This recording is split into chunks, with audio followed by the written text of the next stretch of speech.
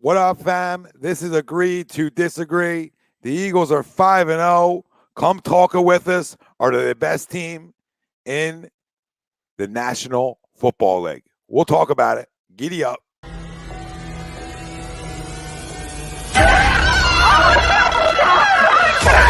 Let's go!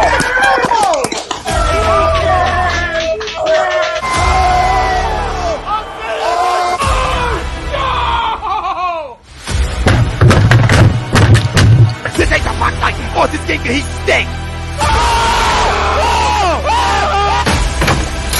Oh shit! It's gone!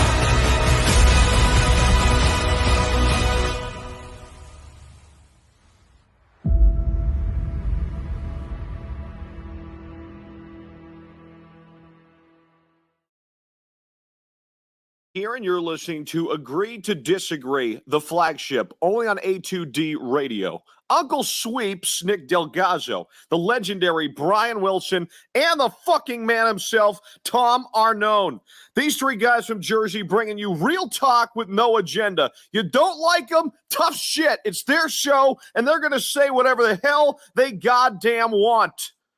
Welcome in, everybody. This is Agree to Disagree, only on A2D Radio. Every Sunday, we're brought to you by our doc, Make Him Yours, Dr. Paul Vidal, Specialized Physical Therapy, LLC, locations in Burlington and Cherry Hill, New Jersey. Find them on the web, specializedphysicaltherapy.com.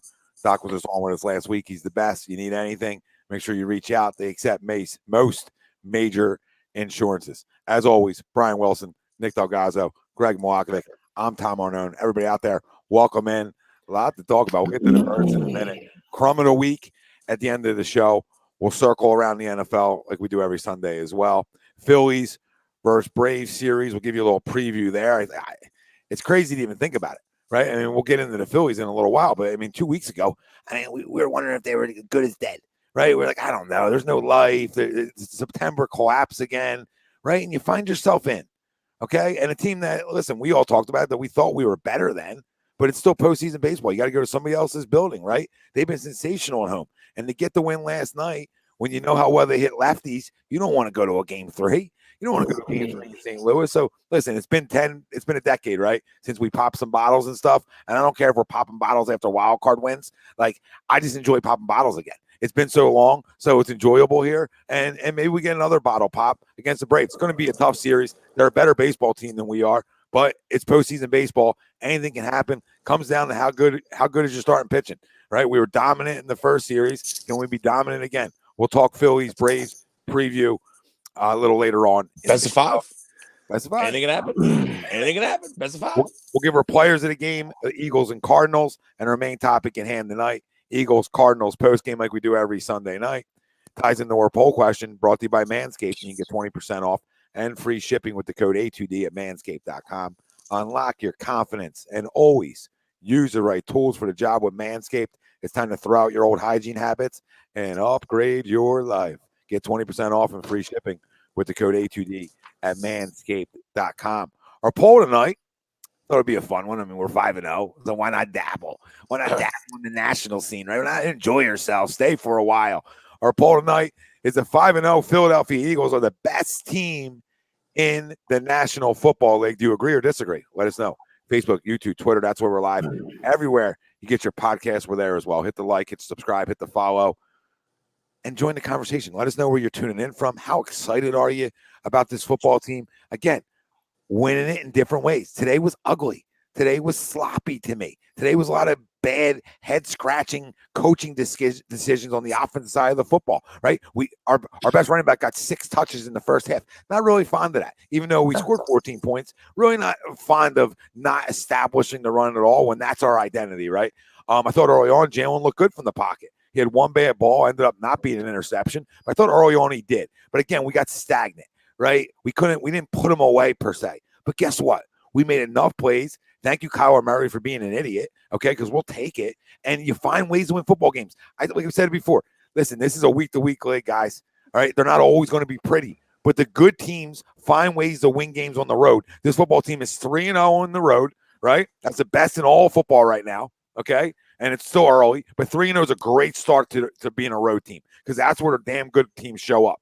All right, you're supposed to always take care of business at home, but when you can play really well on the road, that tells me that you're a damn good football team. That's what it tells me. It doesn't mean you're going to be perfect. Doesn't mean every week you're going to score 30, right? We were scoring 30 a week. Okay, this week we come back down to earth a little bit. We put up 20. Maybe we're smelling ourselves. Maybe we get away from what was working for us. Okay, but at the end of the day, you escape, and it's about escaping what wins. We talk about the end of the year. Nobody gives a shit about a week 5 3-point win versus Arizona when you're going off of a team that's 13-4, right? Hypothetically, right? Nobody's talking about it. I felt weird saying 13-4 too, but nobody talks about that at the end of the year. You talk about, hey, this is a good football team, right? And I think we are. Now to the poll, are we the best team in the NFL? You know, your record says you are, okay? I really, and it's hard not to, I really like the Buffalo Bills, but even more than the Buffalo Bills, I really like the Kansas City Chiefs. I think Patrick Mahomes is on a little bit of another hard not to. Yeah, like a little bit on a, like, hey, you think I need somebody? Like, were you disrespecting me? Okay, go to South Beach. All right, I'll spin it all around without you because I'm that good. I'm not talented. That doesn't mean Tyreek Hill didn't help him. That just says they helped each other because they're both extremely talented, okay? And I like those two teams a lot. Now, we're 5-0, right? I mean, I know other people are going to disagree with the poll, so I'll be the homer tonight because on Wednesday I said we weren't. On Wednesday, when we had this little conversation in preview, I had the Chiefs above us. I had the Bills a little bit above us, but we're right there in the 3 hole. That's where I had us, okay? But all you did was go win another football game. And I know it was sloppy. I know it wasn't pretty, but I'll continue to reiterate this. Damn good football teams find ways to win football games. And on the road, it's not always going to be pretty on the road. But if you're getting in that locker room with a win, you address the issues, you try to get better, and you get Dallas week coming up. People try to tell me this was a trap game this week. We don't play well in Arizona. We haven't played well on the West Coast. Traveling West Coast, you got Dallas coming up this Sunday night on Sunday Night Football at the Link. Going to be rocking. Hard sort of not to look forward to it a little bit, right? I don't think guys look forward to the games much in the NFL. I think they focus on because it's a week-to-week league, but it still creeps in your mind. I get it, but through all that, through the trap that people told me about, which I didn't buy into, to all the other things. Hey, guess what? We got out of a football game with another win. We're 5-0. So as much as I might not agree with me saying agree, right? Like I don't know if I gotta try to sell myself, which I'm trying to do. But guess what? They're winning football games, guys. And that's my little spiel for it. I said it in 2017. I'm not saying this is a 2017 team. I'm not saying they're going to win a Super Bowl. I'm saying we bitched and moaned about wins when we were just winning football games. I can go back to 2004, right? We were bitching and moaning. Another hit. 2-out hit after a punch out too. And a 4-0. Sorry, Tom. Oh, hate to say it. 4-0 bunt. Love it. Say it. Love the 4-0 bunt. Delicious. What? It's funny when you play the game right. Tastes so good. To see it. Tastes so good. Hate to see it. True to Collapse. The Eagles are the best team in the NFL. What does everybody say out there? Tell us what you think. And you guys tell me what you think. I know there's going to be a lot of disagrees. Sunday might be rocking over there at the sports complex. That could be game 5 of the NLDS plus Sunday Night Football. Well, game 5's in Atlanta, though. Yeah. Oh, touche. Yeah. I was gonna say Friday, Saturday. They don't give us 3, 4, and 5. That'd be a little bit.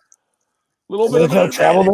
There's no travel day. You're just leaving Saturday. No, dude. Wow. Saturday. I didn't Google that. I just went off the mind. No notes. notes. 100%. I know notes that game 5 in Atlanta after Saturday, game 4 in Philly. 100%. Greg, we're going to need you to use a note.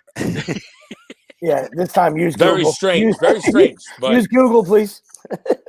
I guess since the little break in the start of the year and stay where we're at. extra wild card, that's stay probably where why. Let's circle back. Let's circle. Yeah, we're back. Greg had the right idea. Okay, yeah. throws off the tracks. It's not Throws going off the to tracks. be in the It's city. Greg's fault. It's Greg's fault. It wouldn't be in the city, but the city would still be electric. A game 5 and an Eagles Cowboys night. Yeah, it's a monster. Sunday it could be a miserable one. Yeah. Time's yours. And I tell you what, first off, if you watch the NFL, nothing's pretty, Tom. 85% of the games are ugly. Everything's ugly. You got to win ugly in this league. To win this league, you got to win ugly. It's an ugly win. A lot of shit I didn't like about the game, but guess what? You got to win. It's all that matters. On the road, you got to win. It's all that matters. And best team in the NFL? I mean, if not now, when? Fucking A, we are. 5-0, best team in the NFL. Let's go. Yeah, no, I said it after. Best team in the league. I said it after week 3. So after two more wins, and to be 5-0. I mean, I don't know why I would backpedal now. You know, what I mean, I said it after week 3. So it's no disrespect to the AFC. Those two monsters in the AFC are going to be. They have to. The good thing is they have to fight each other. You know what I mean? Like, you're only going to have to play one of those bad boys. Yeah, it's not. You ain't got to have to play them both. Right? You only got to have to play one. All right. If you continue to do everything you need to do and you get through an NFC that, let's be realistic. It looks to be a down year in the NFC. All right. And that's not when people look at it. Don't stop taking shots. I'm not taking shots. That's reality. Right. That's not a shot at the Eagles. It's a down year. All right. The Giants went a little fish and chips and took care of the Packers today. And you blow a 10-point lead. I mean, you're the great Aaron Rodgers. Come on. Brian Daboll's an absolute flat out stud. All right. So he's changing the culture. I'm not saying they're gonna do anything or make any noise. He's made a difference. You can see it already. All right.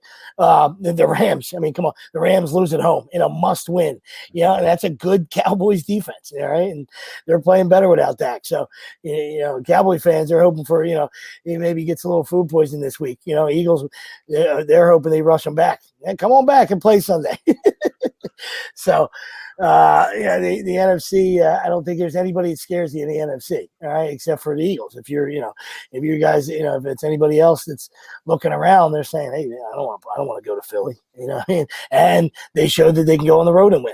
All right. And the end of the day, doesn't matter what you do in sports, doesn't matter what you do in life. Winners win, losers lose. All right. You find a way to get to the finish line. All right. It don't matter what it looks like. This isn't a woulda, coulda, shoulda bullshit. I mean, everybody saw what Kyler Murray did. It's a shame that you're a dumbass. It had to be the worst kick I've ever seen. It's just for like, let's just talk about it. He pushed that more than a salt and pepper song. That was no good from the foot. That was no good from the foot. Hold on. Pushed it real good. Real quick, it was blocked. It was tipped at the line. Milton Williams got a hand. I saw it like 25 minutes ago. I didn't know it either. But to your point, he was missing wide right all pregame when they were showing. I said, "Oh my god!" Yeah. I said, "We're gonna finally get Wilson. Wilson knows this one. We're finally going to kick go our way." I mean, guys, we don't. This is the world. It's the universe has changed. The universe has changed, Tom. I don't know when it happened. I think it happened right around 2016 sometime. The universe has changed. And it kind of hit us a little while after 2017. Hey, you have a great year like that, you take your lumps. We've taken some lumps. I think we're back. You think about it, we had the 61 yarder in 2017. Greg, it didn't matter. It didn't matter. Back in we did, yes. We had the 61 back in the 90s though, or like early 2000s, guys could have had a 77 yarder. And they would have been like, in tornado-like winds, it's money. It's money. It's guaranteed. It's guaranteed. Tom knows. Back in the day, don't matter. That's like Morton Anderson. They're like, he hasn't hit a field goal over 36 yards in 7 years. 52. Book it. It's guaranteed. Book it. Matt Bryan hit one in Tampa from Tampa International. Yeah. 61. Matt Bryan. Book it. From the airport. They're like, this is going to be Matt Bryan's career long. Fucking good for 90. Morton Anderson's corpse kicking for the Titans when he was 77. Hit one from 50. I don't know if I can see the paw. Look at the paw. Oh, wow. I didn't realize that. Yeah, I had no idea. Nobody told us, too. That would have been nice to me. It was blocked. The announcer was like, oh, my God. He said, oh, my God. Oh, my God. But I think I went like this. Guys, hey, I think it was hey. Tommy. And listen, that was the key word. I think you used that earlier, Tom. You said escape, and that's not only are they are playing well, and they are finding a way to escape. And really because of their terrible offensive second halves. Another second half where you lost 7-6, 6 points in the second half. All right, but you still found a way to get a W. So that's where you can smile and say, okay, that's where you're talking about escaping and finding different ways. But good teams win games. Good teams win games. No, I'm just saying that's going to be a concern. That's still the concern right now going forward. Yeah, the only teams win games. Your point. Sorry. No, real quick. Well, I'll forget this, but real quick to your point, like this is the first game all year where they scored points in every quarter. So as bad as it was, That's good to say. I think it was the first one where it's not. It wasn't. We're talking about 3-3, right? Yeah, I mean, but it's still good to say. But at least it's like a step in the right direction. Like, okay, this team, they can score in the fourth quarter. They're allowed to. They can score in the third, even though it's a field goal. But again, I didn't like that's the one play call I would like back. I want to throw it down there, 3rd and 5. I don't care from the goal. I don't care about them saving, like having left. There's a lot more than that one I want back. Get out. Yeah, it's you're in my head right now. That's where I'm going with that whole sequence. What I wanted to say was I felt like they were playing not to lose right there. Yes. Right? Instead of the kill shot, go for the kill shot. I understand the time, hey, timeouts, they're fine and dandy, but you're still leaving too much on the bone. They have 3 timeouts. It wasn't like they had 1 timeout, and then you can move that thing back down to 30 seconds, you kick it, and then you make life hard for Kyler, right? He still had a minute, minute 50, and then the terrible play call and a bad decision by Jalen. Good thing that those guys collided. Yeah, or that's disastrous. Or that's Russell Wilson-esque. Yeah, that's Thursday night throw you can't make. No, you can't make that. So I just didn't like the whole sequence right there. Don't get out of who you are. Don't change who you are. Even though they seemed like they became, pretty much vanilla after the whole first drive. The first drive was when I was driving in a car. Mike Quick was like, "Hey, you got to keep taking advantage of this. They're playing off coverage, and I don't know if the Cardinals made an adjustment or Eagles just went away from it. I don't know."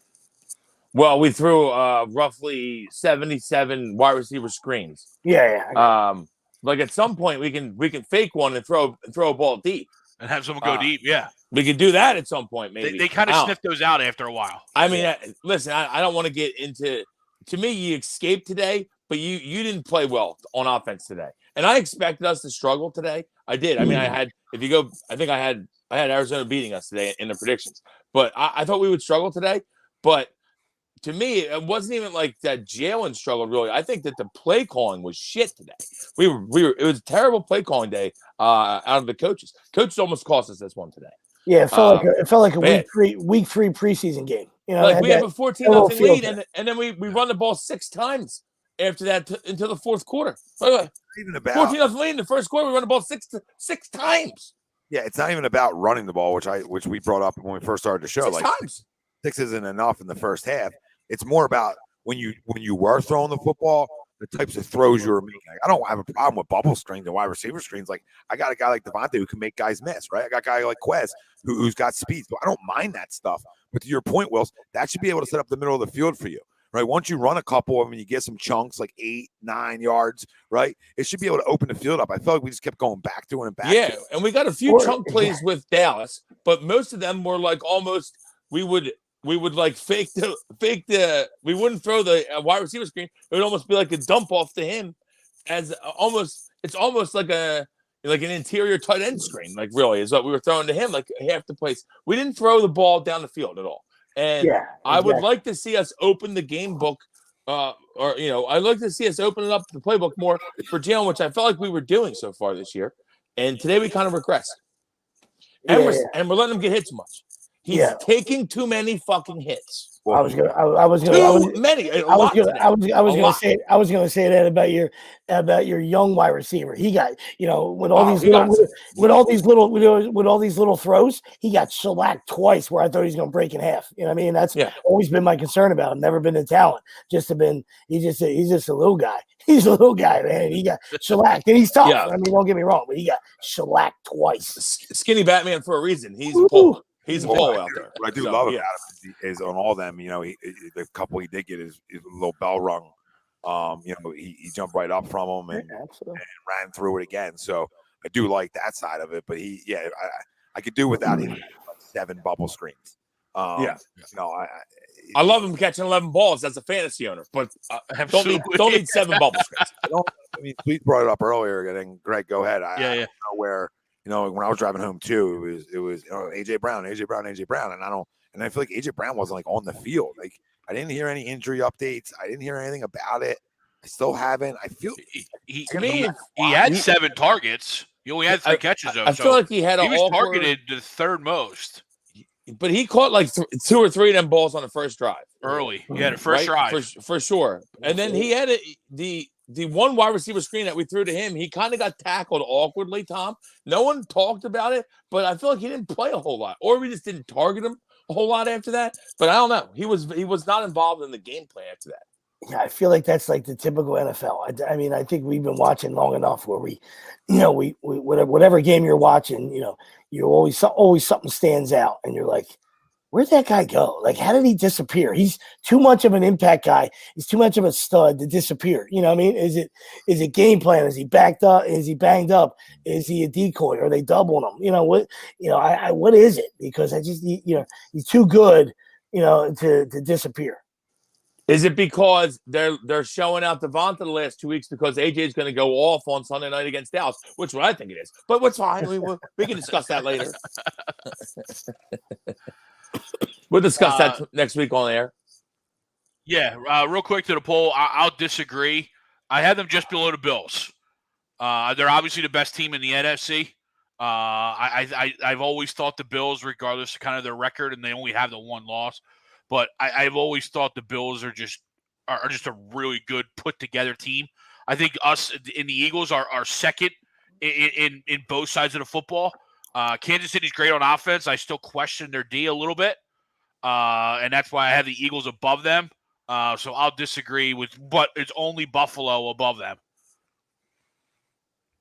Yeah, which I think is fair. Absolutely fair. Yeah, absolutely. I think we're the best team, but if you told me that we were facing the Bucks tomorrow in the playoffs, I'd probably pick the Bucks. Well, you're just doing that off body work. Yeah, well, I'm just doing that because I got to see it in the playoffs. Well, that's a question we can handle when we get there. Right? Exactly. I'm just saying that. I'm saying I would pick us as the best team currently. But like I said, if we played the Bucks in the playoffs tomorrow, I don't know. They let the Falcons come. That was the game down here on Fox. First off, I hate the Bucks today. I hate the Bucks. Falcons. I bet the Bucks today. I used them in DraftKings. Tom's throwing the ball over the field the first quarter and a half, and then they just fell asleep. Same thing. Same thing the Eagles did today. They did. They said, oh wait, we have a big lead. This team stinks. We're fine. Yep. I don't like that shit. Especially when I got too much DraftKings money riding on it. I guess you didn't have Lenny Fournette then. Well, I have him in fantasy in one league, and he had a great day. I didn't use him a lot. 10, 11 catches with a tutty. Yeah, I had Godwin started the game great, and then they stopped throwing to him. Just threw the ball to Fournette the whole second half. Yeah. And as soon as Yahoo and the rest of the fantasy people allowed Taysom to be a tight end, he went bananas. He went bananas. Yeah. I know he's an H-back. I'm just saying, like, he became eligible. I wish I would have known he was eligible. Some guy in my league got him at 6 a.m. What the hell are you doing, pal? Guy's up at 6 a.m. I wish I would have known he was eligible. Because I would have loved me a little Taysom. He first off, 3 rushing TDs, a passing touchdown, and he threw the block that sprung Kamara on the first down run to end the game. I mean, he's so tough. I fucking love him. I know, I do. If they started him, they'd be better off. I know. I never want to stop putting Winston in. Stop putting that fucking redhead stepchild Dalton in, and start Hill. I don't think. I don't know that he's a starting quarterback. I think they understand. He's not. He's a gimmick. He's not a starter. Yeah. But they'd be better off starting him. I think you can gear towards that too easily. He might have like I guarantee he goes like their teams are going to cover him now next week, right? He's not going to have that impact for the next 2-3 weeks. Well, yeah. That's why you have Alvin Kamara. Well, he's up in the air every week. The Angry Bear said we would get a first down, then a screen pass that loses 3 or 4 yards when we could have been running more. Yeah. I mean, I think we all agree we should have been running more. And I'm not a guy like you got to run the ball every play either. I just think a good mix, and you had a guy that came off a career high rushing the week before. I might want to put it in his belly, and then the other side of it is, I got a banged up offensive line. So, I mean, we didn't really talk about that to start the show, and injuries are all part of the league. But I think it's even a more impressive win when you're without your left side of your offensive line. You know, when you're without Moata and Dickerson and you go somewhere down somewhere else against a team that's okay, you know, they're like in the middle of the pack to me. Dickerson did come back in. He came back in. But he missed like substantial time and then in the game. For a little bit. I think it was like the whole time we weren't scoring. You have no Avante. You're down a few cats, and to be able to go in on the road and win a football game, I think is impressive. And then the other side of it is that's when I want to run more, right? Like if I got guys getting banged up and nicked up, which is all part of it, you know, I want to be able then to, you know what? Hey, we're still a really good rushing attack. Let's rush it. I mean, again, Jalen 15 carries today. I could do it at 15. You know, we talked about this. I think it has to be around the 8 and 10. And he probably took 20 hits today. And I could tell you 8 and 10 is a little high too, but I understand that. I can deal with that, right? Because those 8 and 10 might not be always getting hit. I mean, he took a shot today. He took a shot today in the fourth quarter. And I think most guys are done for at least 6 weeks. Right. I think most guys, I mean, he took a shot straight on, and then another guy came across him and got a piece of him. And I'm like, man, that's tough, dude. Like, he had 3 of those today, probably, where he got hit. Where you're like, wow, we don't want him getting hit like that. Probably 3 of those today. It's too many. It's too many. He's not gonna. You can't sustain it. It's been shown for years. You can't sustain it. Tommy, you're 100% right. 8's even too many. But I know they're probably only going to design like 2 or 3, and he's probably going to get out of pocket and run for like 4 or 5. But you got to limit the hits. You got to get down. You have to get down. He's taking too many hits. Here comes Hater for no reason. This could get interesting. Yeah, I mean, I guess the only reason is he hasn't thrown. You know what I mean? Well, yeah, and you expect him. He can't blow a 6-0 lead. You don't. Yeah. Think. But he could say hold his beer. Oh, Hater. I thought he's dude, I'm so lost. I thought you were saying there was a hater in the chat. I'm like, I'm going to pull it up. Josh Hader.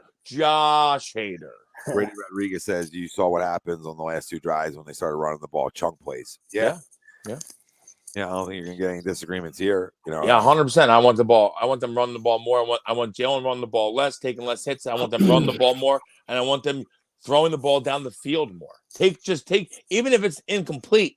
You know there had to be one-on-ones available because we threw 1,001 screen passes, and a few of them they got lit up on, which means they're biting up. So you got to be able to get a one-on-one and throw the ball down the field. You have to. Yeah, and it's not like with our wide receiver group, especially the top 2. It's not like neither of those guys were open, right? Top both 3. of those guys. Yeah, you're right. But both of all of those guys know how to get open. Oh yeah, and all of them can run. I just think we're out of sorts, out of sync a little bit today offensively. Thought we were clicking early on, and then we just hit a lull, which has sort of been our season a little bit offensively, even though we do put up like 30 a week. But you know, I think today was just one of those days, right? You're not going to score 30 a week every single week. You're going to have some weeks where a team's got you a little bit figured out, even though they're not talented like other defenses you face maybe, or, you know, you don't think highly of them. You know, sometimes the NFL is weird. Teams will show up, right? Show up when you don't expect. They were pressuring us pretty well today. And they were getting pressure on, especially up the middle.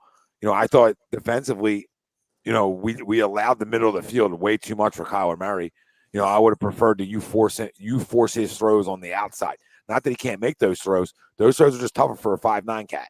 Okay, so I'd prefer you not to let them have the middle of the field and make him work on the outside, right outside the hashes. And they didn't do that, and they really didn't make an adjustment to it. And he sort of had his way when he figured that out a little bit. But again, credit to our defense, right? You didn't let him go down and score a touchdown on you. I thought the drive before the half, you bended and not braked really well, right? I mean, you're down there, 10 seconds left. Maybe you got a chance to make it 14-14. You hold it 14-10. I still think then you leave with momentum at half still a little bit, right? Because you get the ball at half. So, you know, I think those little things matter. The bend not breaking. Now, listen, he made a ridiculous decision today, Kyler Murray. But at the end of the day, they were still in field goal range. They still had a chance. Yeah, absolutely, Tom. They didn't get it done. And that's the kind of escape stuff we talked about when we first started the show. Like, you're going to have some of those. Some things go your way. But again, you didn't let them go down and get 7 on you, which I think a lot of us were worried was going to happen. Yeah. Especially when plenty of time. They had plenty of time. I know they kind of fucked themselves with the time, and the spike when he thought it was a first down. But we're not going to play into his stupidity. Bottom line, he held them without getting a touchdown. He made it a long field goal, and they missed the field goal. That's a job well done by the defense. And I'm not going to sit here and say the defense had a good game because they really didn't. They got after him pretty well. Reddick had a pretty good game, but we sat back today. We didn't really pressure. We didn't play any really bump coverage at all. We let them catch passes today in a weak receiving core. Hollywood Brown was banged up. We let him catch balls today, which we shouldn't have. AJ Brown's older than my dad. I thought early on they played well and aggressive, right? The first quarter, first couple of series, I thought they played well and aggressive. But you're right, something changed on that, and then they started giving up chunk plays. Yeah, and kudos to the Cardinals too, right? Yeah. Cardinals made some adjustments, absolutely, and figured some things out. But you know how we look, Greg. You know what I mean? They looked like they were sleepwalking. They looked sleepwalking. Yeah, I mean, they revved it back up a little bit for the end, but they were sleepwalking through the third for sure. When you look at Hollywood Brown's first touchdown. I mean, TJ Edwards missed a huge tackle there. Yeah, that's a great effort by him. But I hear you. Tackles got to be made. But yeah, absolutely. He ran right through you. Oh my God! 4th and 2 has a guy wide open, airmails it. Wow. Who was it? It was wide open. Gregory Cook says Dallas will embarrass the Eagles if Gannon coaches like that next week. Greg, with all due respect, where do you get that from? Like, I'm not going to sit here and pump. Yeah, they're definitely not going to embarrass us. Dallas can't beat us because they can, right? But where do you get that from? Especially if Dak's not back, embarrass us. Stop. I mean, it's a cool little story. Guys winning football games there. Offensively, they ain't putting up enough points, period, week to week to embarrass anybody. All right, they get it done. I mean, if you stop the run, you stop them from running the ball, you beat them. Well, their big thing is they take the football away a ton, man. This is why they're winning football. And they've been carrying. Listen, they've been doing what they have to do with a backup quarterback. They play good defense and they run the ball a ton. I mean, they only scored 12 points today. Their defense scored. I mean, their defense really accounted for 10 of their 19. But the offense got the field goal after the block punt. I think Zeke had 20 carries and Pollard had 10 today, right? I mean, they run the ball 30 times a game. That's what you expect with a backup quarterback. Yeah, 22 points today. I mean, he only had to throw for 16 times for 102 yards. Yeah. Nothing. Yeah. So I mean, obviously, you want to stop the run and make him throw the football. Yeah, they ran for. The point is 10 off of turnovers, right? I mean, he scored. Oh no, absolutely. Listen, Mika Parsons is an issue. Well, that's what I'm saying. They're not embarrassing anybody. No, absolutely not. They're embarrassing. They could beat you. First off, we might embarrass them. They're not going to embarrass us. We could. I think that comes to an end this week too. Their little parade.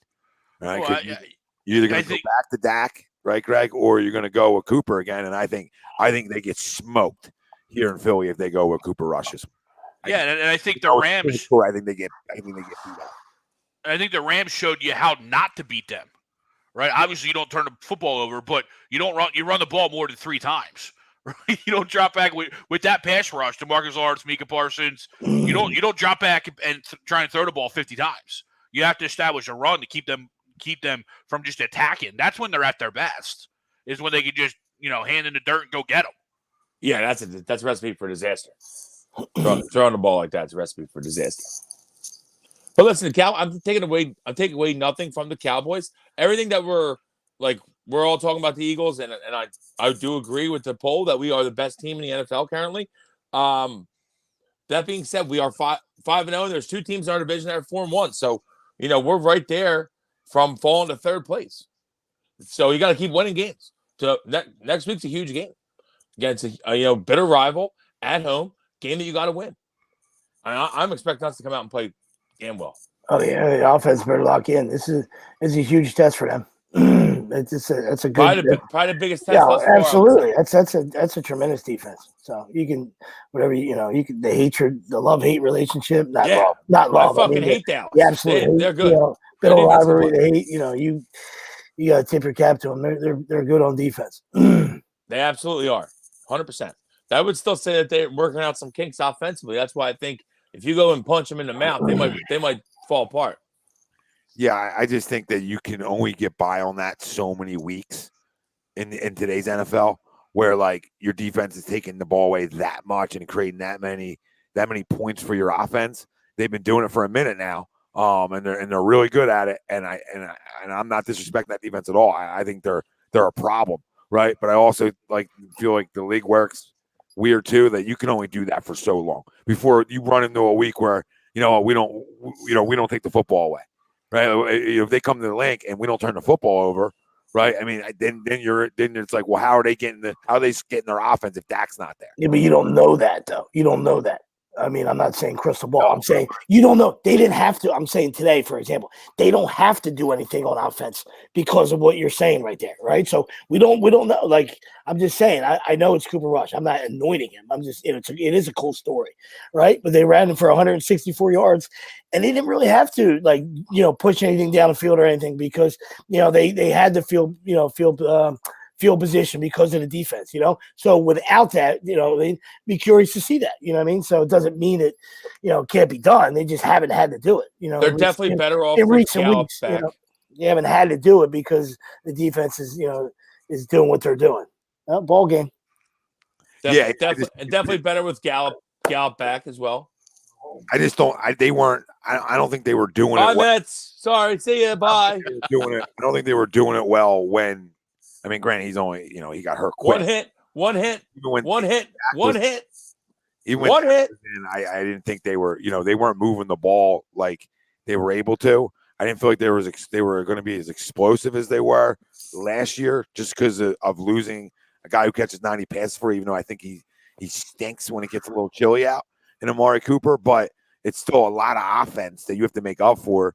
Your offensive line's not the same, right? So you're a little, I don't want to say banged up there. You're just missing some big pieces on your offensive line. I didn't think they were going to be as good, but credit to that defense because they're the ones that are winning the football games. I'm not saying I don't know if Cooper Rush can spin it around to be able to put up 30 if you put it all on his shoulders. I have no idea. I haven't seen it. That's all I'm saying. I don't, we believe that he can, but But the bigger thing is, I just assume that we have a really good defense. It's not something he's going to come do with the link. So if we don't turn the football over, it's a game we should win.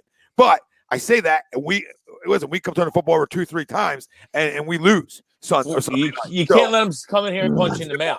They're that good defensively where I can sit there and say, hey, we do a really good job taking care of the football, but this is a different test, right? These are ball hawk playmakers. Trevon Diggs is a ball hawk, and he'll get beat plenty, but he's a ball hawk. When we know what Micah Parsons is, we know why me and Greg, why we talked about being the best player in that draft before it happened. Because he's that much of a difference maker. DeMarcus Lawrence is that much of a difference maker. But guess what? It's Dallas week, and they're good. I mean, you are what your record says you are. They're 4-1, and we talk about toughness and escaping. That's what they're doing, and they're doing without their franchise quarterback. Now, sometimes you get a little attention to detail because he's gone. He comes back. I think it would be the worst case scenario for them this week. He comes back because then I definitely think we beat him. I don't know why. Right, I don't know why, but they're getting it done without him. It's almost like if you're a Dallas fan, like, hold off another week. Wait till we lose a game, then come on back. Or their bye, right? You wait till their bye. Like ours happens to be right after it. So, but I don't know when theirs is. But you're right. Why mess with a good thing? I mean, you're winning football games. Justin Tucker casually kicking 50 yards. Good from 79. Yeah, guy's unbelievable. I still think that their way to come in and beat us would be coming in and punching us in the mouth. They're going to run Pollard and Zeke. If you stop that, I think you got him. I understand that Cooper Rush hasn't shown it, and maybe he could come in and throw the ball over. I don't think he could do that to us. Maybe a different team. He might throw over a different team. I don't think he's throwing over us. I mean, I've seen his ability to throw it downfield, so I'm not even questioning that he can't do it. I just don't know if they have enough weapons to do it. I mean, I like Michael Gallup, and they're better off with him back. He's coming back from a major injury. Yeah, I'm saying they're better off with him back, but they're still short.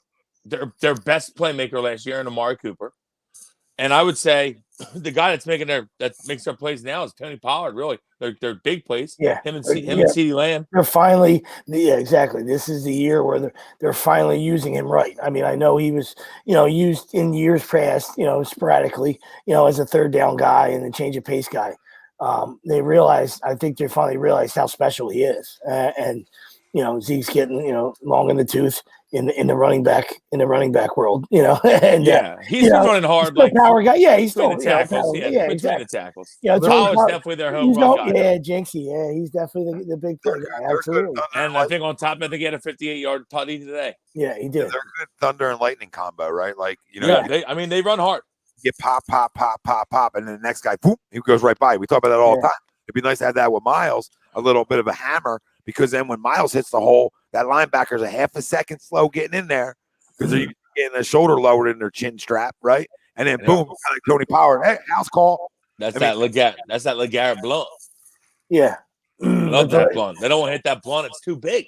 Like both of you guys were saying earlier, sometimes, the guy you have in the cupboard, it might be better, as baseball guys, we know that, like, hey, the starting pitcher, if the starting pitcher is rolling, dude, you just let him go, and these guys are in such a hurry to get to their pen because they do have electric eyes on the back end, so from like a Cowboys standpoint, Dak's your guy, but Cooper Rush is rolling right now. Not statistically, but just getting wins, which we say I wouldn't pull the quarterback position is measured on wins. We've said that forever. Like championships and W's. There's no way right now if I was running the Cowboys, if I would be like, you know what, we can rush Dak back for this game. No, I would let Rush play and see how he played against the Eagles and make a decision. Yep. And honestly, I hope they do rush Dak back. Give me a Dak that's coming off injury that hasn't played in a month and 5 weeks. I'd love it. It's gonna be interesting to see what they do this week. If they, I don't even want to say rush him back. If they just bring him back and they think he's ready to go, I'm gonna be curious to see what they do there, because it's hard to go away from a guy who's got the air quote hot hand. Right, you're in a little bit of hot hand talk. So absolutely, you want to hot hand talk for sure. Hot hand all away from. I mean, I don't know if you want to do that right now. But I will say, like, going into it, I know they're 4-1, and that's cute. We're a better football team, so there's no excuses at home on Sunday night not to get another one, not to go to 6-0. There just isn't. I know it's hard to win in this league, but especially with no Dak. Especially no Dak. With Dak, I'm like, okay, and I'm not even Mr. Dak. You know what I mean? I'm not even Mr. Dak, but with Dak, I'm like, okay, I get it. They come in here and beat you. You sort of understand it better. Listen, I think it's a great story. It's cute. There's no way this dude should come to Lincoln Financial Field on Sunday Night Football and beat us. So you got to give them a game, but not give it to them, but you got to give them good field position. You got to turn the football over. They're the ways that you're going to leave Dallas in the game. If we take care of the football and we do what we're capable of doing, which is, hey, how about somebody tries running on Dallas a little bit? Everybody wants to throw on them all day. It seems to not work, right? So maybe somebody imposes their will against their defense a little bit. Well, we're the team to do that. Absolutely.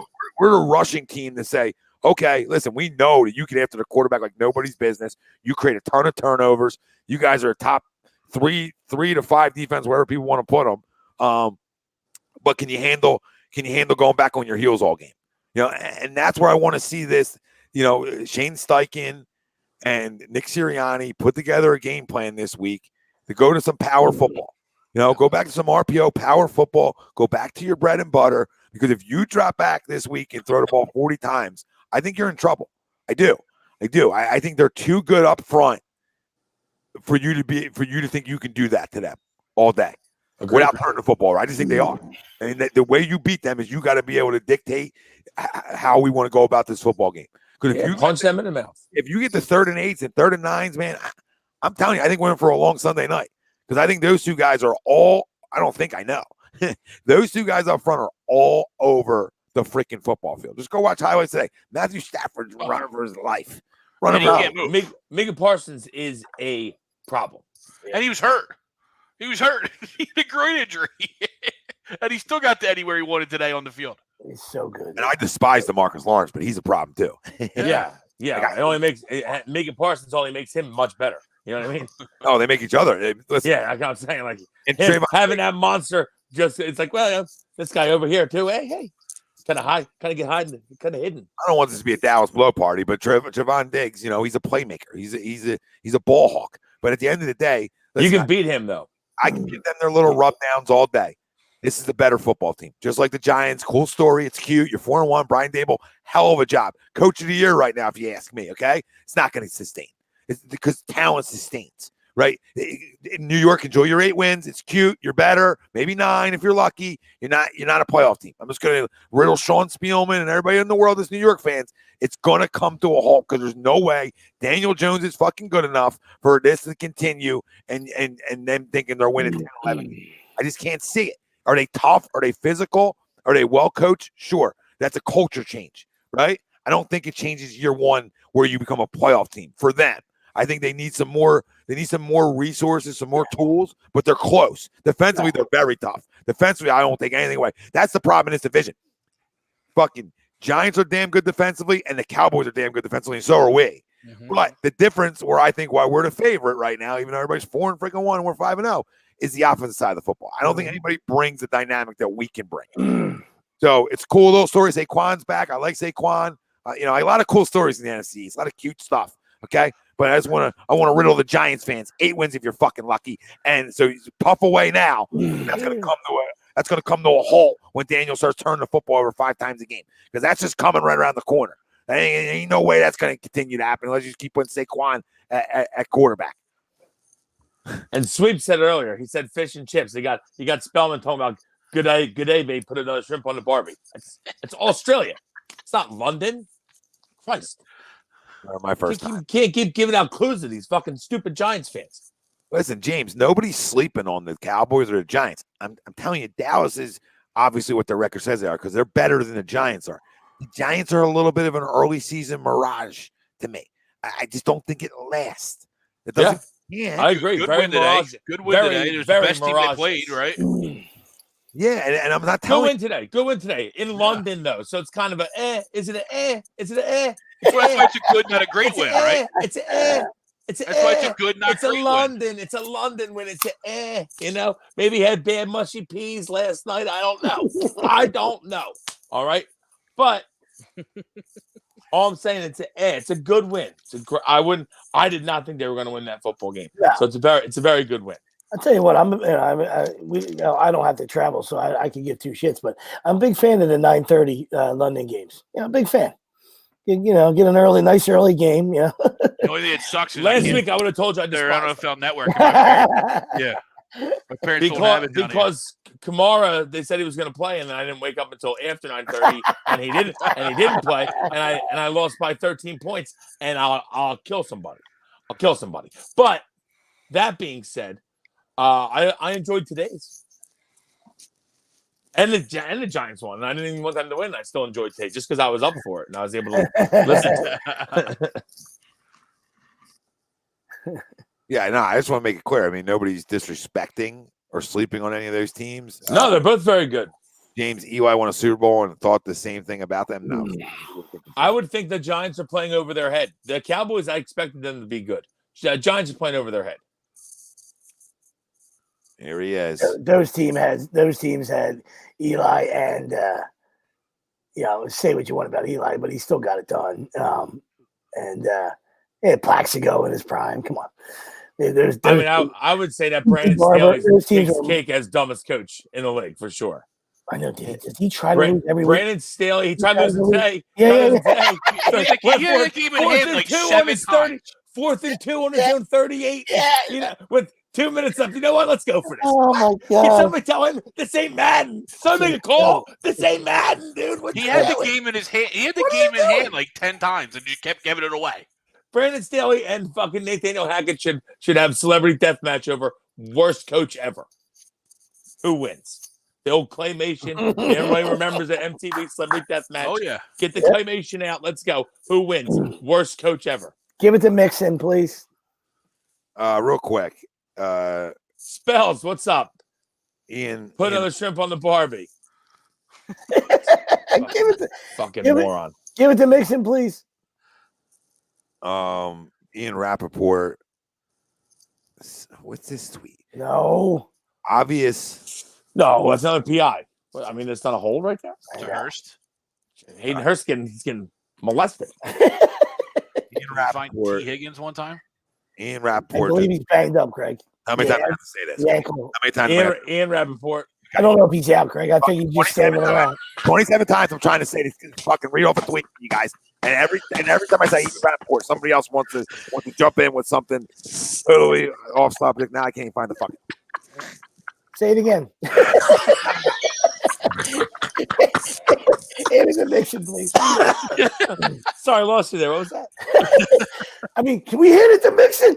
Oh, we're doing double reverses. Yeah, Philly. We're doing Philly. Oh my God. 18 yards. I mean, as soon as Tom finds it, I'll shut Guys, up. An 18-yard loss on a reverse. Can I- Son of a bitch. Can I send a memo to the NFL fans? Stop trying Philly. Shit's done. It's over. Hit it to mixing. Stop dude. trying it. From the 3-yard line. Everybody's ready for it now. Minus 14 on that play. That's good. Good play call. Good decision. From the 1 to the 15. Smart move.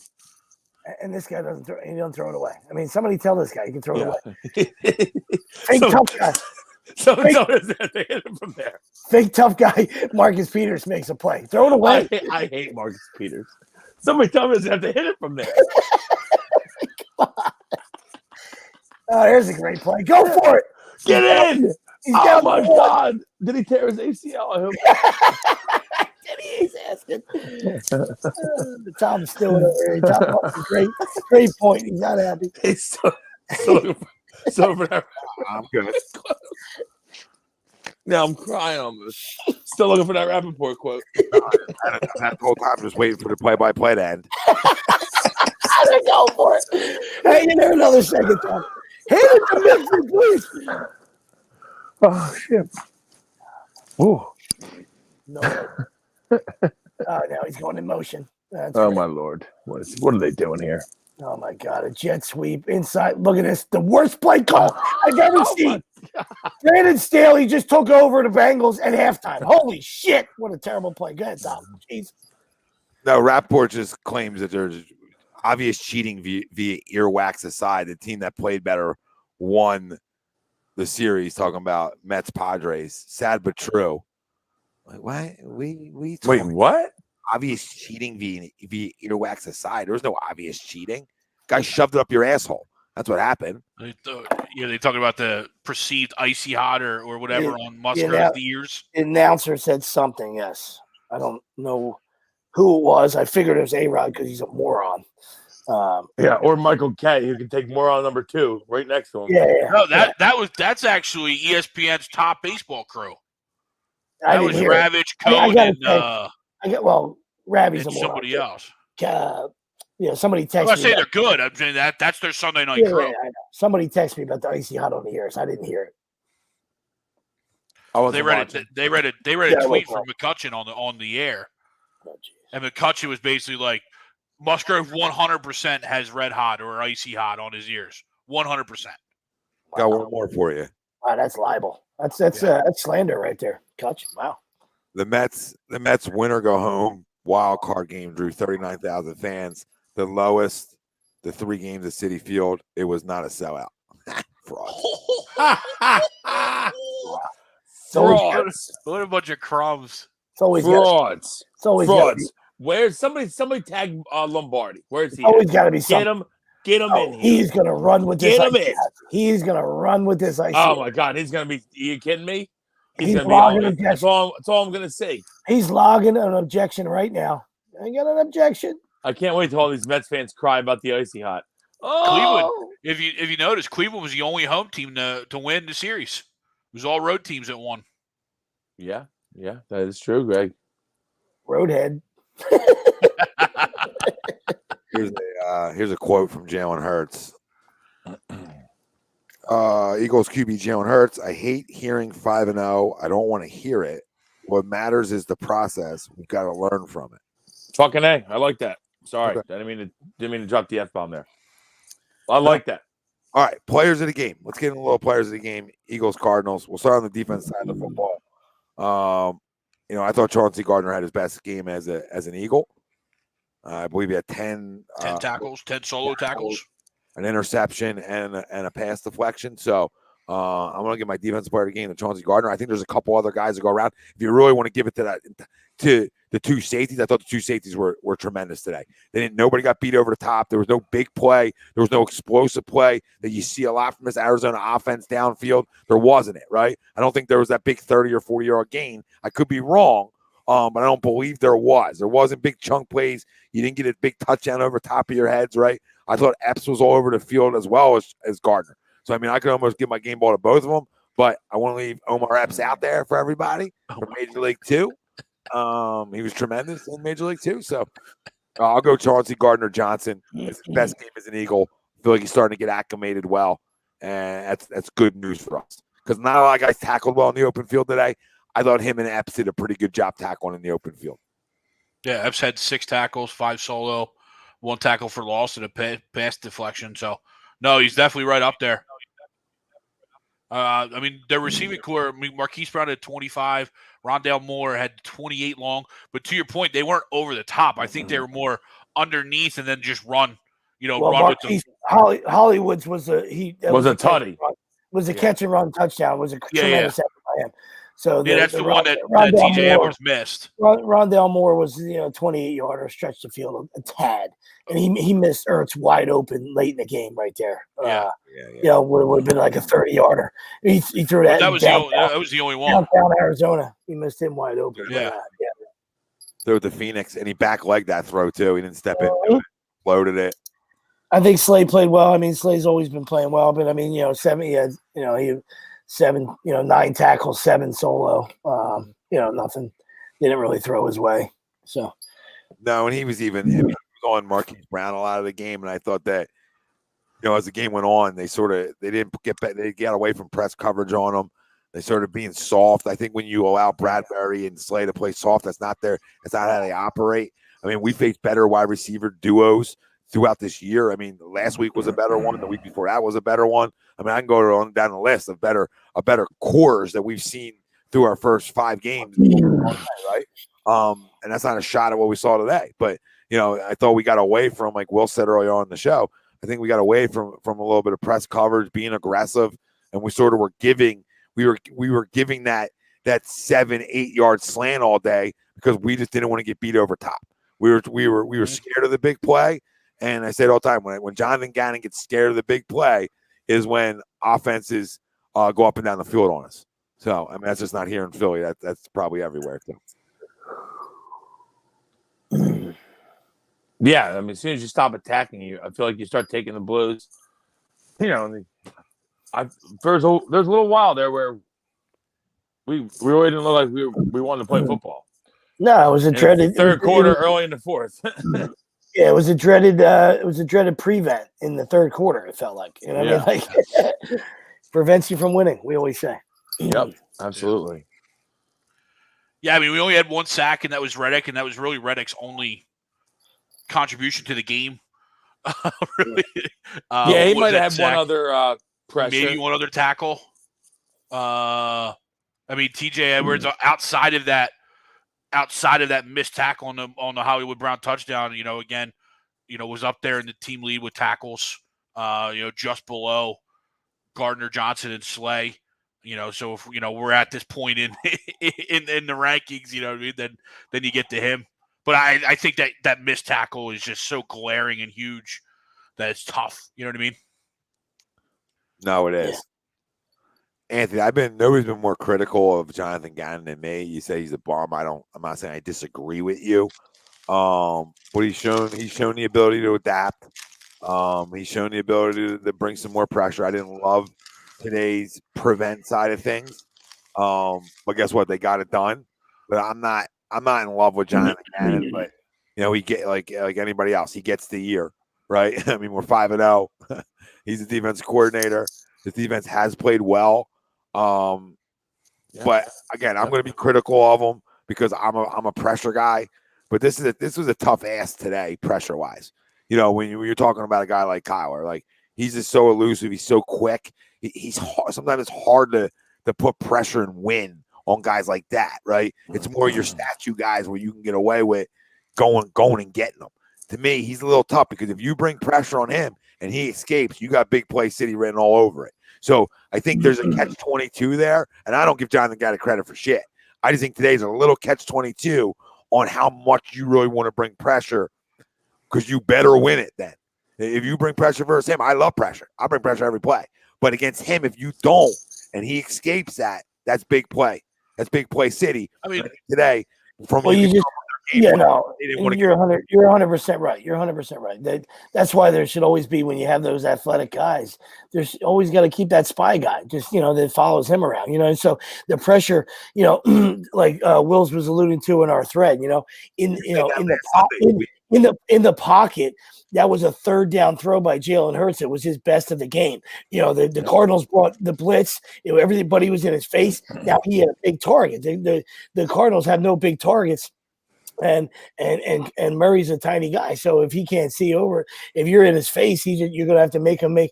That's just why I love pressure and I love blitzing, is because guys make mistakes when you have to think. You saw how he reacted at the end of the game. So and I'm not gonna keep killing the guy for it, but that's you're the quarterback of the football team. That's a terrible decision at the end. So when guys are forced to make split decisions and quick decisions, they make mistakes. And so that's why I love pressure all day, all night, all day, all night. But I know what Tommy's saying. Like a guy like that, he gets out the back door. It's good night. But if I'm going to do that, then I got a guy that's always spying on the back end. You know what I mean? Like, I'm going to bring my pressure from somewhere else, and then I got to keep my peepers out.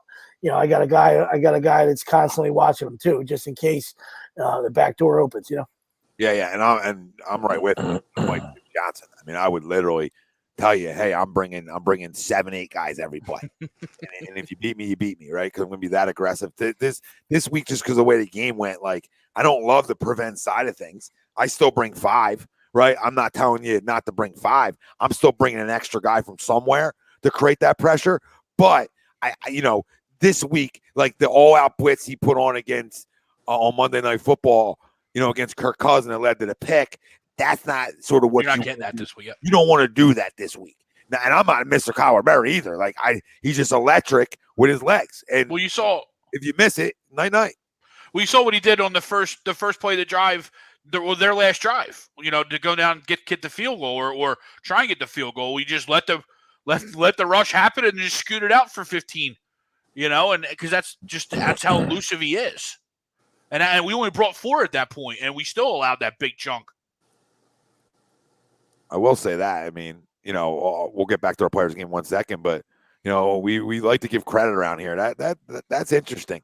That Lamar Jackson's release is that much quicker than it when he first came into the league. It tells you guys working on things, right? I like to see that out of players, especially special talents like him, right? Like, don't just rely on your legs for the rest of your career, right? The ability to get rid of the football quicker. That's actually interesting. I didn't know that. I didn't know he was at, like, what is it, 0.32, and that's where, like, Rodgers and Brady and all them guys are. So that's interesting. I mean, it tells you he works on a little bit of things. That's why I decline the money too. Hey, I'm working. Somebody else will pay me that, if not you guys. Doesn't mean he's going to win in the playoffs, but he's still got work to do. But at least that tells you at least a little bit on the surface that he's working on things. And I think we got a quarterback very similar here in Philadelphia. So somebody's compared Jalen to Tyrod Taylor. That's ridiculous. I mean, that's just absurd. And I had plenty of criticisms of Jalen Hurts when he was drafted, but I think Tyrod Taylor is a little bit of smack in the face. I would say when you talk about how much Jalen's better. Now, did you guys all give defensive players or no? Or we sort of just. I don't know. Wilson, did you actually give a guy? Marcus Epps. Okay. That's who I would have went with. No, that's a good one. It's a good one. Yeah. Don't call me Omar. Marcus Epps. Yeah. No, I like Omar. His name's Marcus. I like Omar Epps too. Yeah, James. I think that was the first one to DeVonta. Yep. Yeah, at first I'm like, don't throw across your body. Okay, good throw. Yeah, I'm not the biggest fan of that. I'm not gonna lie. I like when it works. That's Well, that's what he said. Don't throw. Okay, it works. That's a play. I'm not a big fan of. Like he kind of did at the end of the game there on third down. Bad.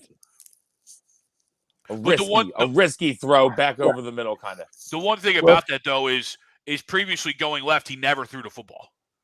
Right? He never got his hips around to throw the football. At least now he's putting on tape that he can, so that it can open up running lanes potentially down the road.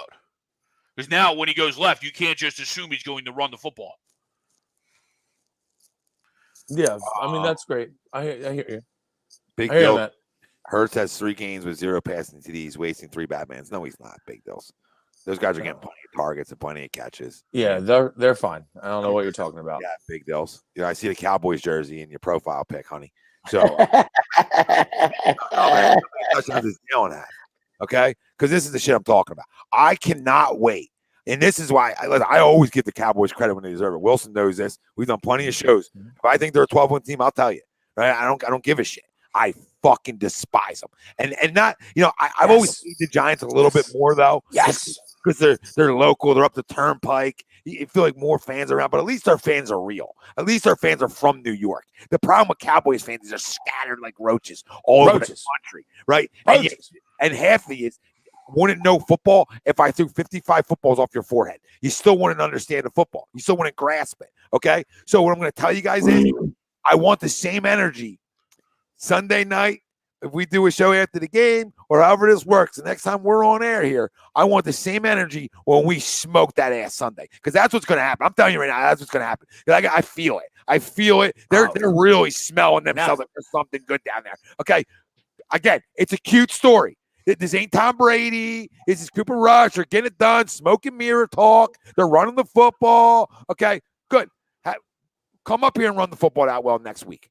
Because the Rams are a fraud right now. They're showing that. Stafford's obviously hurt. Their offensive line stinks. I don't know what's going on there, but they're atrocious. All right? But we're not. We're not. And I'm not telling you we played all these great teams. That's a big win on the road for the Cowboys today. All right? But now I just got a feeling next week is a little bit of a wake-up call for Dallas. I was feeling that till you said that too. Now I'm nervous. Now. I'm right with you. I'm right with you. That's why I thought we might lose today, because I think we're going to smoke Dallas. I didn't know if I thought we were going to smoke them before the show started, but once the roaches started circulating their way out, and they're taking their little jabs, like lights are off right now for them roaches. They'll be on next Sunday. They'll be scattering. How many touchdowns has your offense generated in the last 3 weeks? But when he doesn't throw a touchdown, he runs for 2. So yeah. Right? It's not just he's not throwing up. He might be throwing up a passing blank, but then he scores. He rushes for 2. So yeah, Jalen's playing all right. We're okay. I think we're gonna make it.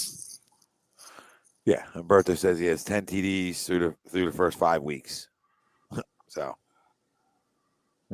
yeah, some people. Humberto, you can't help some people. You just can't. Enjoy the boat race by the Delaware River next week. That's what's happening. Enjoy the boat races. That's about to take place. The offensive player of the game. Yeah, I mean, Goddard for me. Yeah, probably Goddard. And I'll go with DeVonta just because I think he had more catches, but Goddard had bigger impact. Yeah, that's what I thought. He had some bigger catches. And you can never. The first guy never tackles him. You notice that, guys? First guy never tackles Dallas Goddard. Yeah, on that third down, I was giving credit to Jalen. We were giving credit to Jalen for, which is a great job. If that guy tackles him, he's short of the first. Yeah, absolutely. Slides right off him. Boom, first down. If he wasn't getting knocked out in the offseason, I would consider him to be a very strong guy. I think he's pretty strong. But no, he can't get knocked out. That's all. Okay, well, he did. It's a bad look. It's not a bad look when you're winning football games. It's a bad look. You can't on film, Wilson. You can't get it on film. Yeah. I mean, but the thing is, Sweeps, everything's on film now. I know, but I'm just saying, you're on film as we speak. Yeah, I know. If I had money to buy the film from Tommy, it would be removed. You understand? The problem is TMZ has more money. That's why. And the bar says, oh, he offered $10K. TMZ offered $1 million. Guess who's getting the tape?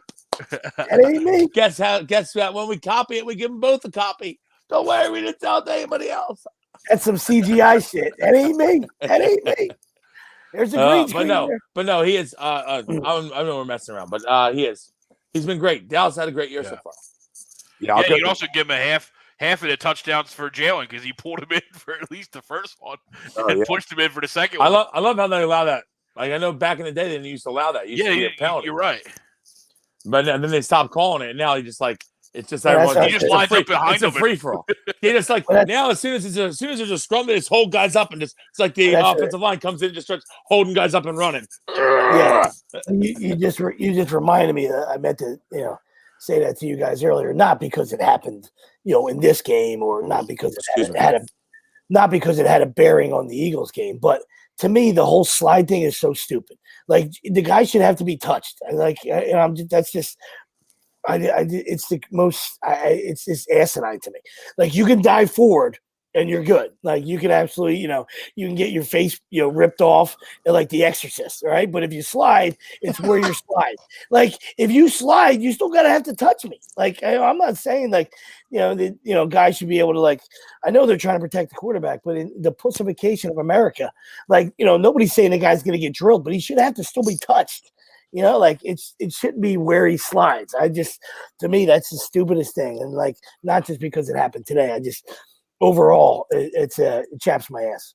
Well, I tried. Wasn't there a play a couple years ago where Carson was diving for the end zone, and they pulled it back to say he didn't get the touchdown because he was a quarterback and it was where he took off from? I vaguely remember something like that happening. Probably. Could have. You could be right. I know they cancel the slide or the slide starts as soon as you start it. You know what I mean? Yeah, exactly. Like it's not where you slide to. It's a dumb rule. It should just be touched, Honestly, I wasn't going to kill Kyler for that today. I know everyone's been having jokes about it, but because I feel like the refs do a shit job when it comes down to the end of the game. Because how does he know? Like he just ran. He's he's thinking, okay, I got the first. I want to clock it. Like, are they yelling 3rd and 1? I doubt they are. How? I mean, I would have liked to know if I was in his shoes. I'd like them to be like, hey, 3rd and 1. Like somebody let me know 3rd and 1. In the 2 seconds before I hike the ball. I understand. Yeah, no, I know what you're saying. Because they're like everyone's moving. It's a moving progress. But that's that's why you have to in his thing. You have to dive forward there. You have to know. Well, I'm going to need that extra yard. I got to dive forward. But even if you don't, I hear you, and that's a great point by you. But we always talk about the greats, and I'm not saying I know he's a young guy, but the greats in every sport slow the game down. And I understand everything's happening so fast. There's 22 seconds left, but you got to have the ability to roll your head and look at the down marker. You know what I mean? Like it'd be nice if somebody told you that. That's great. You know what I mean? I get it, but in 2022, we always want to have our hands held. You know what I mean? Just roll your head, dude. Oh shit, 3rd and 1. Okay, like I gotta. I'm just gonna roll out here, and then if an eagle's flying at me, then I'm just gonna throw it away. You know what I mean? I'll throw it away, and I'll live with 4th down instead of this. The spike is just so deadly, though. It's so deadly. No, I hear you, but the problem is that you're in a spike thing. So if you roll out, nobody else is running a route. I think you have to. I think your only thing is you gotta hike it, and you guys gotta go forward yourself. You know what I mean?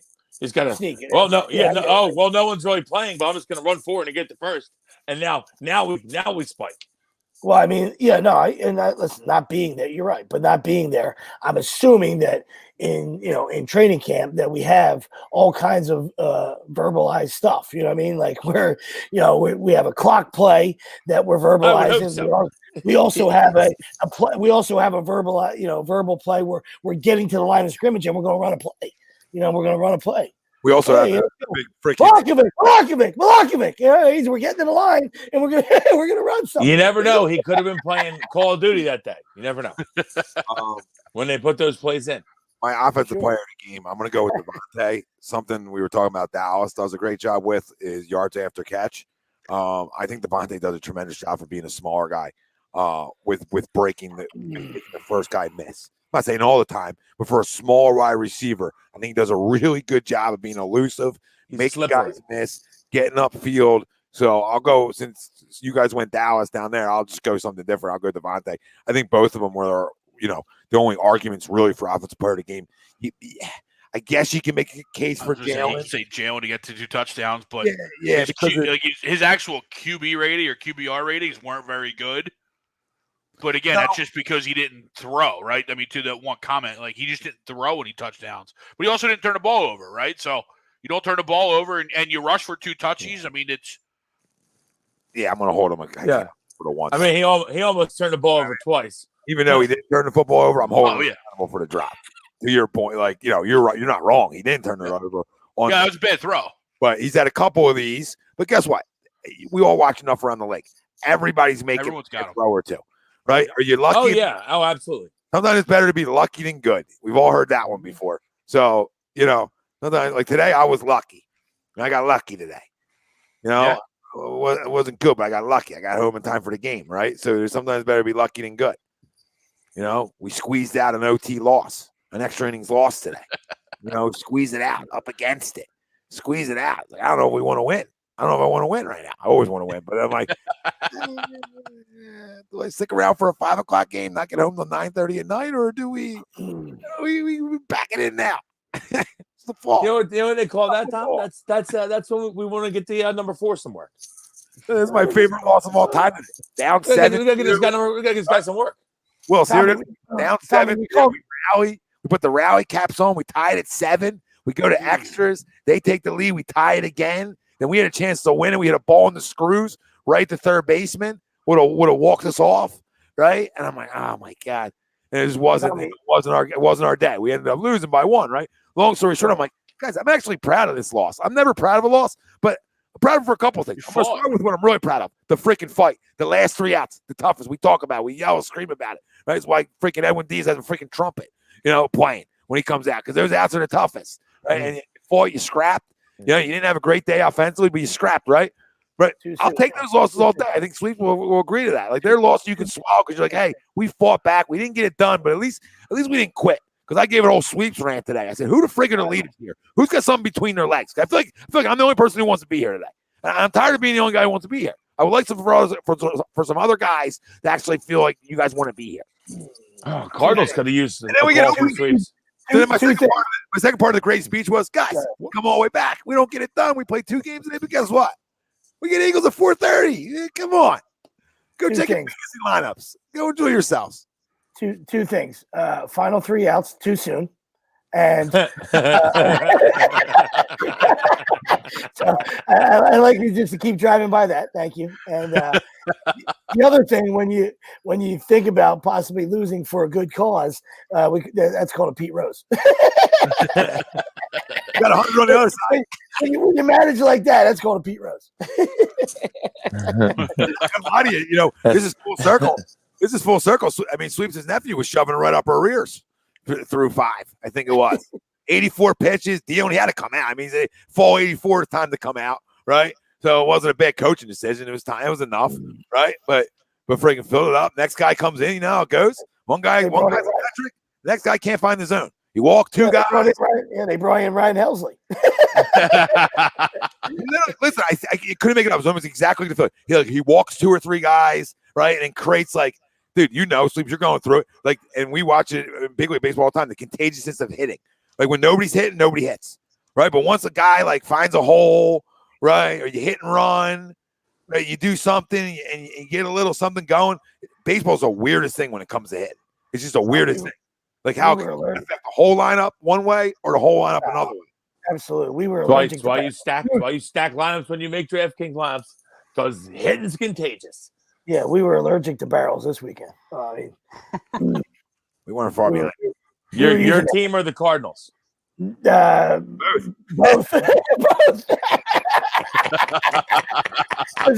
Using the whole fist, Doc. It was one of those weekends. Using the whole fist. I got you. By the way, that went to a game 3 tonight. I think we get rolled. That's just my personal opinion. If that went game 3 tonight, the way they hit lefties, there's no way Arenado and Goldie are having another bad night, in my opinion. There's just no way. Goldschmidt hasn't hit a ball in a month. So I don't know. All September he didn't hit. literally hasn't hit a ball in a month. Remember 5 weeks ago, they were like, he's going to win He's gonna win Triple Crown. He didn't come close to winning Triple Crown. That's what I'm saying. That's what we're talking about. Like these guys, they just can't get out of their own way, and they want to be so fucking loyal. There's nothing wrong with dropping them in the six hole. You know what I mean? If Albert's been the Wilson's term, the hottest pistol you got in the barn, then he shouldn't be in the 2 hole. I need two. And he hit the ball hard. He hit the ball hard both games, Albert.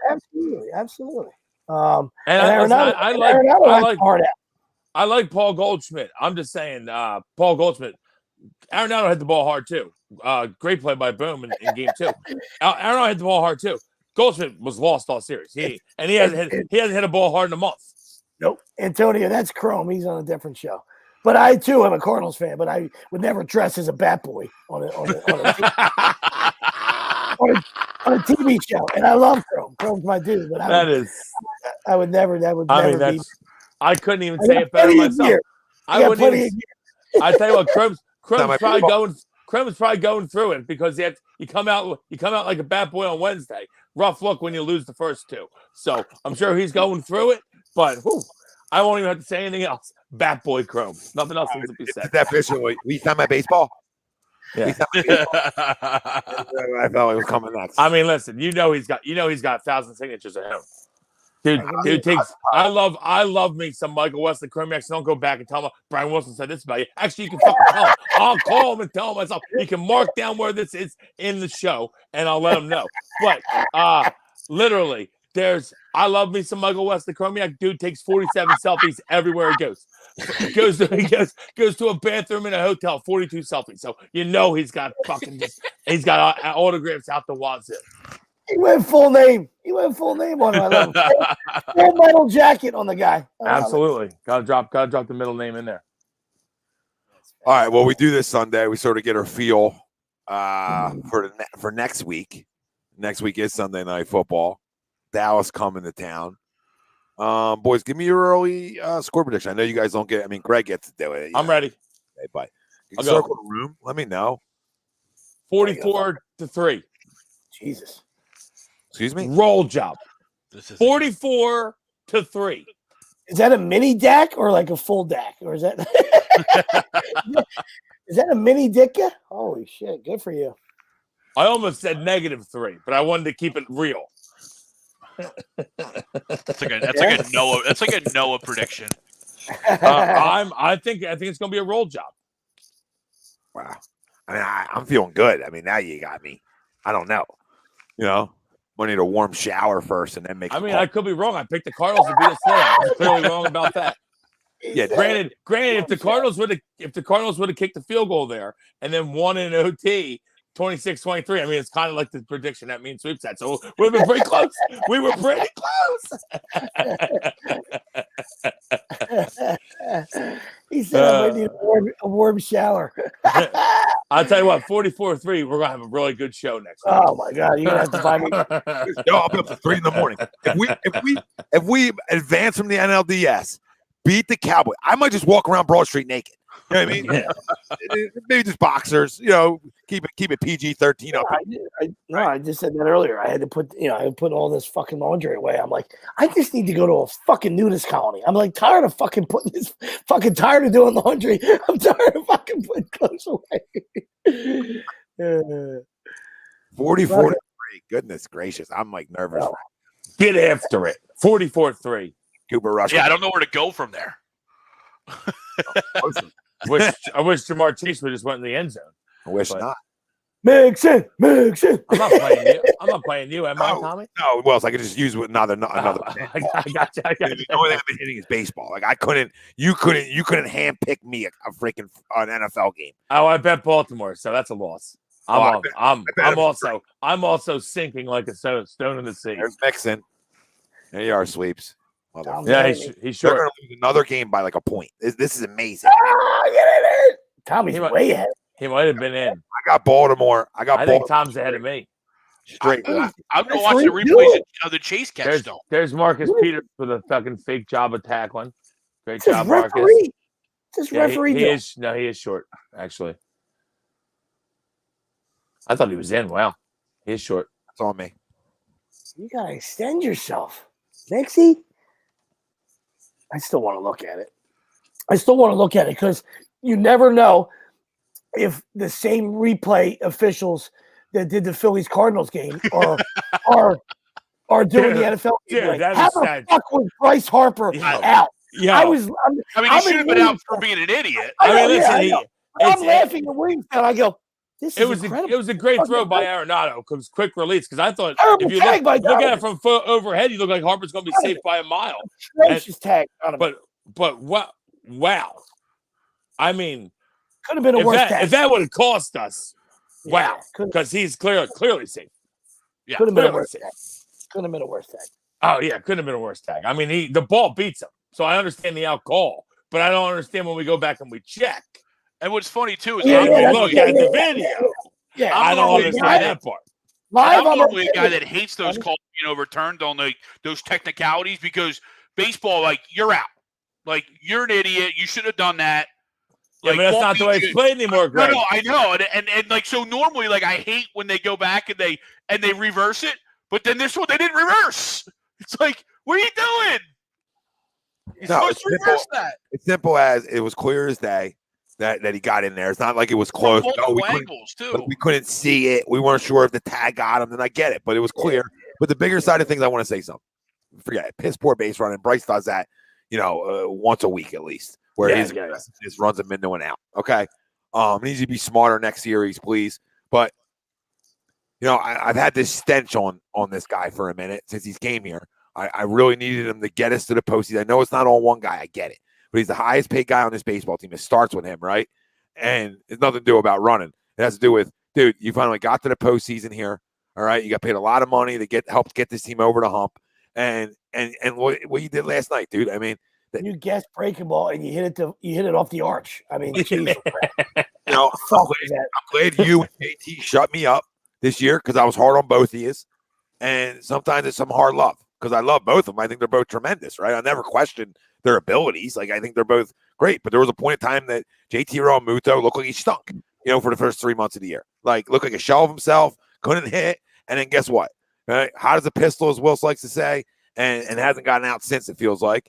And for Bryce to be struggling since coming back, right? Got to be hard on him. No, it's not easy on him struggling. And to be able, like Sweep said, to be able to guess breaking ball, ball still hasn't landed yet. And to be able to give us a 1-0 lead, man, I'm not telling you you're going to do that every day, but I did say this before the series, Greg. Obviously, we knew we needed Nola and Wheeler to deal. Yeah. But if we wanted to win this series and we want to continue to win series moving forward, Bryce Harper, Nick Castellanos, who freaking stinks, JT, would be nice. Yeah, those guys got to hit, man. Those guys got to hit. They got to absolutely, especially in the Braves series. Now, listen, we got to get back to the Eagles predictions, and then we'll get in the Braves Phillies preview. But we didn't finish our Eagles predictions. You had him homer. Kudos to you. I mean, call me up. I'll give you $25. We would have crushed it. Yeah, I never hit that. That was fun. I was like, I don't want to talk about this. I don't even want to talk about this morning. Real quick, that was like him breaking bread with me. We broke bread. Me and Hart broke bread last night. Like he's like, Tommy, you never hit him. Here's a little breaking of the bread. Kumbaya. And I put the poster back above my bed. For the next series. When I'm all over them. This was the week I got wiped out. I was, 5 weeks in, I'm a pick 'em pool. I'm like second, Sweeps, your boy's doing good. 2 weeks I lost on a tiebreaker on Monday night, to points. One was the Eagles, Vikings, scoreless second half. Anyway, and then this week, I just absolutely got lubed up. I mean, holy shit! I had the Ravens tonight. Oh my god! Oh yeah, it's not going great for me. Even though I did tell everyone to bet Mercedes Lewis this morning for TD, anytime TD, first catch of the year, touchdown. By the way, it was plus 1,300. What's Burrow's yard? I only put $5 on it because I'm an asshole. I was just looking at it. What was your number, Sweeps? That's not enough. 275, my friend. Ooh. So looking like a 3-1 burger. Unless we get to overtime here. Miss it. Oh, we missed it. Get out of here. Whoa, no way. That's good. Tom called I mean, they called it good, but I don't know. I mean, I mean, that went over. I mean, That's insane. went He's through. just That lining had up to a go kick right now on my TV. That had to go through the plate. And I'm not on my I box. mean- I'm I watching. mean that to regular me TV. that's a miss. If I'm at home, Wow. I'm celebrating. That's I a mean- miss. I mean, it's over top the post. It's over top the post. If the post is there, it hits the post. Okay. My Eagles Cowboys prediction is, Wilson went aggressive. I'm gonna go 27-14. Eagles. 27-14. I don't know who's quarterbacking yet, so it's hard to make this call yet. But I'm feeling 27-17, 27-14. I probably actually gun to my head, I'm gonna say 27-17.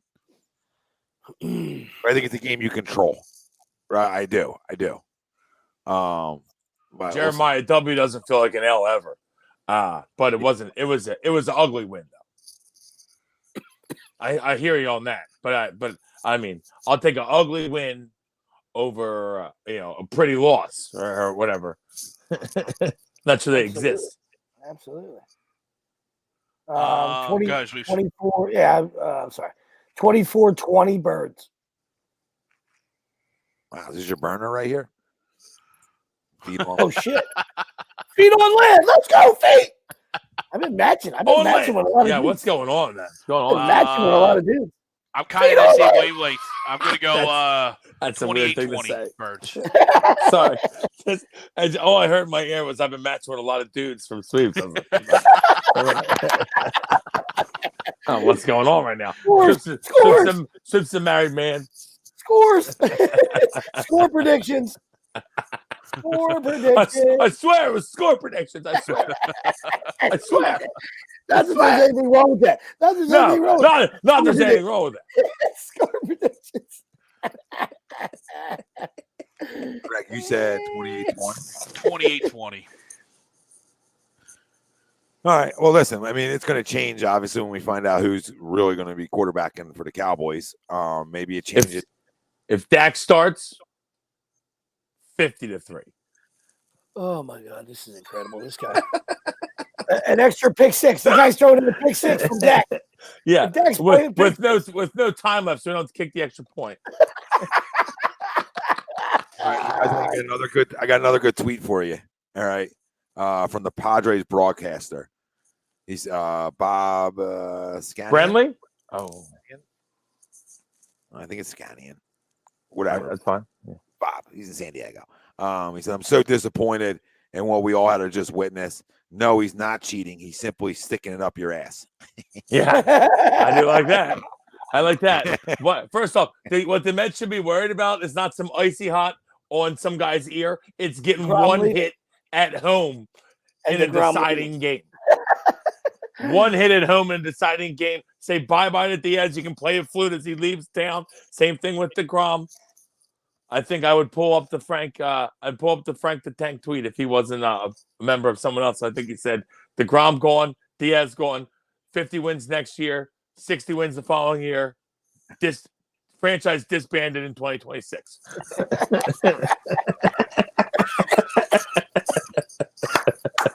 We laugh. And we're going to get swept 3-0. I don't think that's happening. It could happen. It could happen. I don't think it's going to happen. The segue into our Phillies Braves preview that is brought to you by Gleason's Bar, located 6700 Mill Creek Avenue in Levittown, PA. Use promo code AQD. You get 10% off your order whenever you dine in, take out, or online. Gleason's Bar and Steaks.com is where you can find them. Go check them out. 5-game set starts Tuesday afternoon down at SunTrust in Atlanta. A place that I feel I might be in attendance. I'm just going to throw Tuesday through Sunday. Tuesday through Sunday, too. Nice and quick one. 1 day off. I was looking at it. Tickets aren't that expensive. Short little drive. First off, Greg, go Sunday. Well, never mind. I can't say that. Go with first game. Go Sunday. Got to get to Sunday first. Short little drive. How far? That's 6 hours. What the hell's wrong with you? I did 4.5 today. I mean, he is Uber creep. You remember that? I mean, Uber creep. Loves the drive. I did 4.5 today. But see, I'd probably do that. I'd probably go up Monday night, get a hotel like out of the city, stay and then be up there. I'd have to say, what the hell's wrong with you? But I mean, the idea of everything. Where do we begin? The idea of a trip. How quick of a flight is it? The idea of a trip is cool, but to say it's a short trip is like, how quick of a flight? Is it like a 40-minute flight? I just find driving a Wawa. Wawa's right around the corner. I can't even drive there. You got to fly that bitch then. Atlanta Airport's the worst. 40-minute flight. That's a quick one. Oh yeah, it's a quick trip. Yeah, been there a ton of times, Greg. Flew in there a ton of times.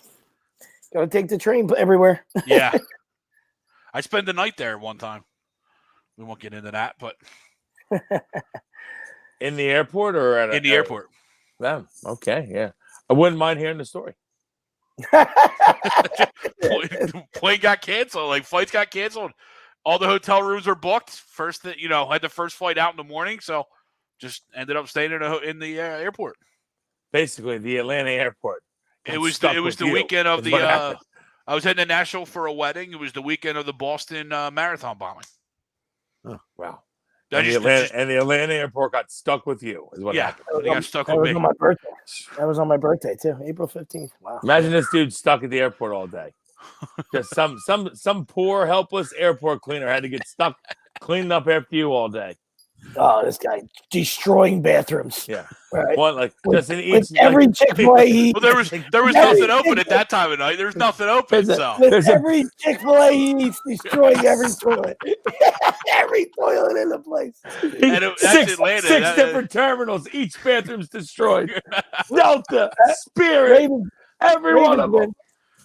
Ravens win. Tucker's good.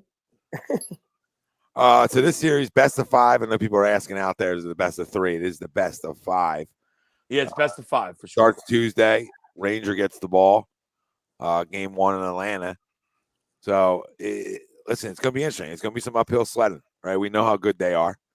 Can you get hot offensively, and can you continue to pitch at this rate? They're gonna hit better than St. Louis did. Especially down there. I feel like that's been a little bit of a house of horrors for us. And how fitting would it be for us to go down there and play good baseball, right?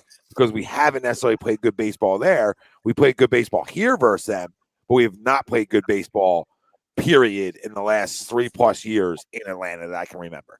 So, and you look at go ahead, but I'm sorry. No, it was nice to change it. No, you're right. But I look at game 1 as free money. That's free money. If you go ahead and if you find a way to get to the finish line in game 1, look out, because then everybody else is rested. You know what I mean? And then here comes Wheel. Yes, sir. So, all the pressure to me is on them in game 1. I know they're the better team, but you're coming in with Ranger, and Ranger has had a good year. All right, but that's supposed to be a Braves win. So if you go ahead and fuck that whole universe up and win game 1. Yikes, patrol. Yeah. No, I'm right with you on that. Yikes, patrol is correct. You got your two monsters. Right? To me, game 1 is and they're all that's what everybody is the series, in my opinion. Besides the rest of us, the guys that are baseball guys, we know what Nola is. All right, it's just the casuals, the guys that flip it on, and I see him. Aaron Nola's fantastic. And he's a flat out stud. You know what I mean? When he's locked in, yeah. When he's locked in, he's a pimp. His problem is he gets unlocked in sometimes. Like 0-2 pitches over the middle. What are you doing? Stay locked in. Yeah, real quick. We're not here without him. I mean, what he did in the game, the playoff clincher to get us into the dance was ace talk. And he went up and said, "Hey, that wasn't a I'm not a one-trick pony. That's just not gonna happen one time. I'm gonna do it again for you. I'm going to prove to you why I'm a big game guy, why I'm an ace. Maybe I haven't got it done for you in the past, but listen, I am a damn good pitcher in this league, and people want to tell me he's better off as a 3 or 4. Buy a clue, and this was just enough. Knock it off. Yeah, absolutely. He's a 200 inning guy. 200 inning guy every year. I mean, you just watch the first inning. You talk about your first playoff start. Yep. You talk about your first playoff start, and Lars, from Metallica ambushes you for a tremendous, great double, a hustle double, and you got 2, 3, 4 coming up. We know a Hall of Famer, then a Hall of Famer, a plank, and then and another guy that's locked in, right? But you go ahead and fucking that's it. You go 1, 2, 3 after the leadoff double. I mean, it's come on, dude. That's fantastic job. No, that was huge. You're Lars, absolutely right. Lars from It Italian. could have gone. It could have gone another way. Yeah, absolutely. Well, to Wilson's point, to lock in Nola, right? Because a lot of times when that happens with him is when they're like, uh-oh, they put up a 3-run first, and then he settles in, right? But the ability, like you said, to withstand that, right? They get none there, and then you're feeling great about your stuff. And I thought he really trusted his fastball yesterday. I think when he does, and he doesn't when he doesn't fall too much in love with his curveball is when he's the best. We always said it. When Aaron Nola is his best, his fastball changeup. Curveball is a nice addition to your arsenal. But he's been a fastball changeup cat since Friday nights at LSU. So don't change your stripes all the time, guys. Sometimes go back to these are your best 2 pitches. Because I think that's what happens with Wheeler sometimes. Wheeler has so many fucking pitches. He's like a guy pitching in Japan. I mean, I feel like Wheeler's got 45 pitches. And what happens with Wheeler sometimes, whenever he runs into his troubles, is he goes to his 5th best pitch. Like, why, bro? It's your 5th for a reason. Like, if you can't get it done 1, 2, and 3, leave 5th at home. I mean, go figure out 5th when 1, 2, and 3 aren't working, and maybe 5's feeling it that day for you, right? But like, I feel like a lot of pitchers have the same trouble. Like, I'd love him to miss this. when you go away, shut the fuck up. I got a lot of money on this one. What, you got money line? Yeah, I got money line. Yeah. Ah, okay. I'll root for you then. I'm sorry. It's right down the fucking middle. They could have they could have literally taken the uprights and cut him in half twice. And it still would have been good. Literally, they could have taken them, they could have cut him in half and then cut him in half again, and it still would have been good. We're back, baby. We're back. 2 big wins end the night. You're a little Padres. I can't believe I had Baltimore as well, but I had them minus 3.5. I didn't like the 3 at all because every game they're in is close. They don't. They should have killed this team. Embarrassing, Lamar. Embarrassing. Embarrassing. Defending AFC champs. Embarrassing. They stink. No, I agree with you. I had him not making the playoffs this year. But what up, Robert? Robert, thanks for the super chat. He says, A2D Radio, what's up, fellas? I was in a Cowboys bar singing Dreams and Nightmares after the missed kick. Oh, what a time to be alive. Let's fucking go. A little Penn State. Is that a little P State? What up, Rob? That's for Greg. And that's for Greg. We are. Big game this weekend. Yeah, we are. I got a big one as well, Greg. You got a big one as well. Like, let's go.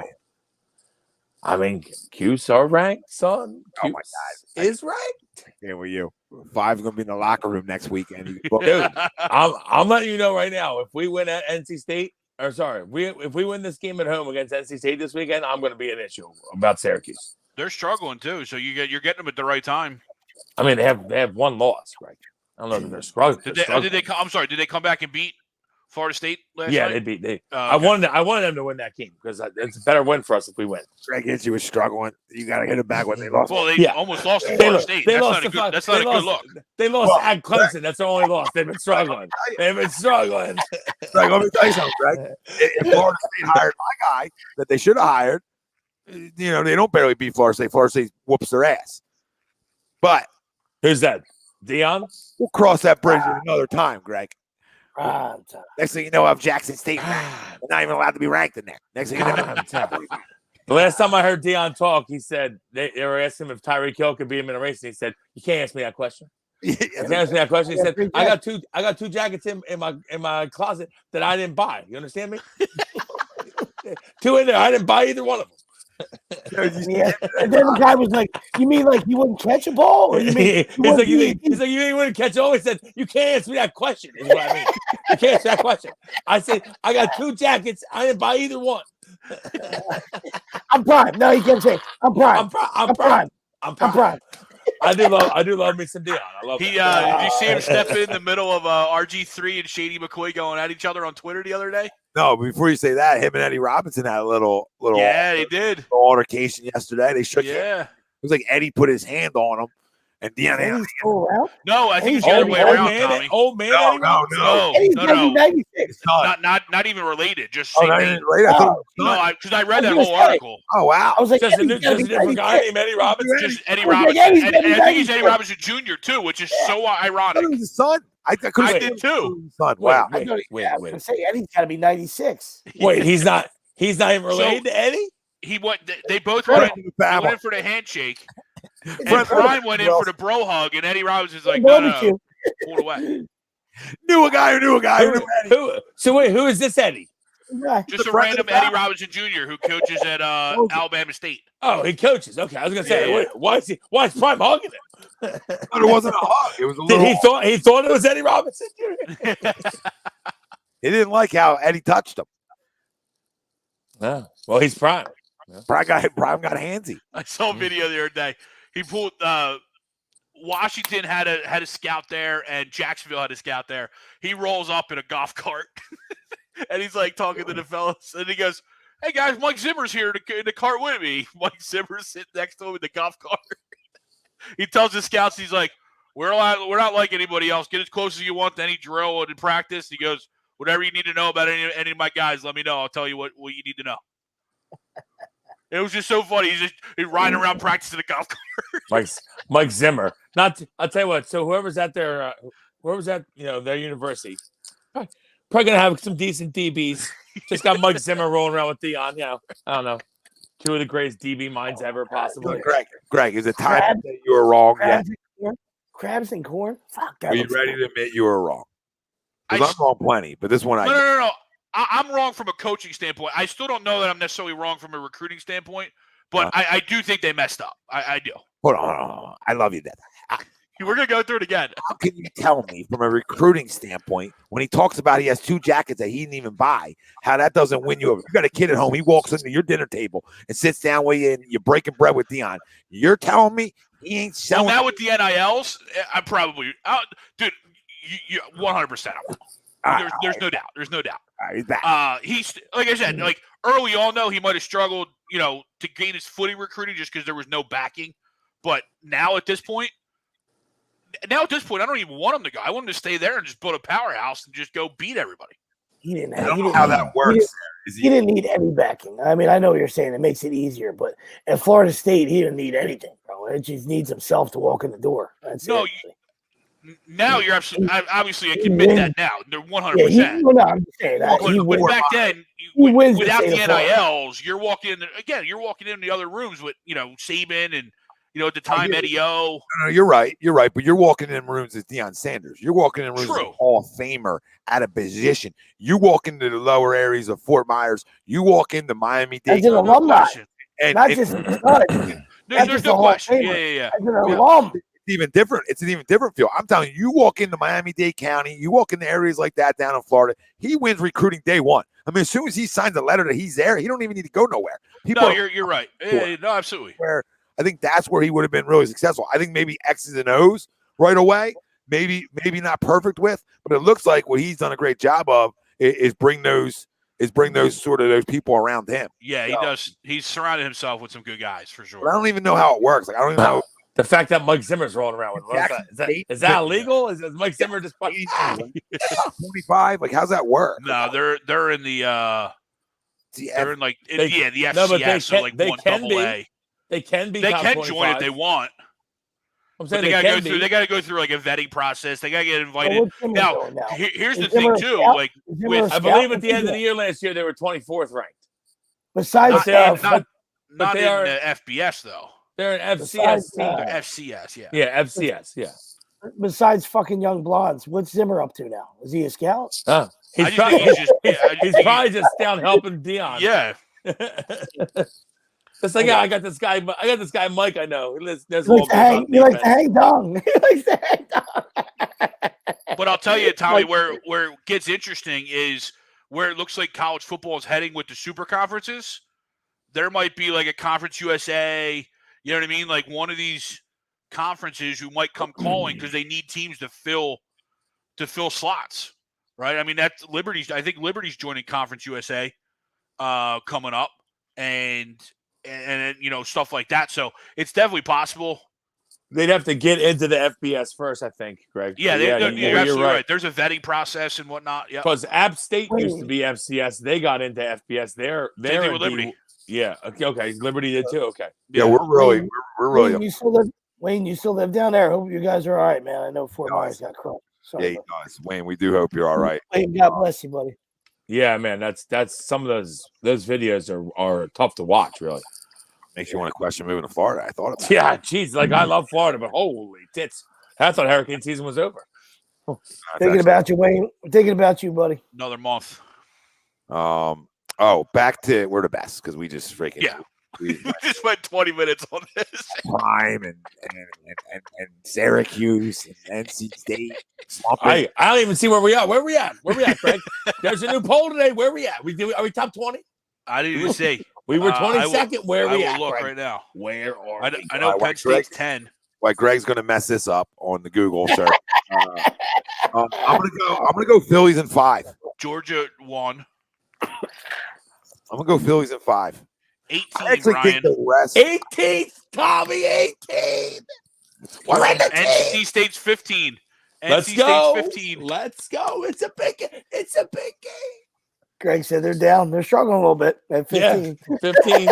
He's the best. Look, with a loss at They scored 3 points in the first half at Florida State. That was the last score I checked.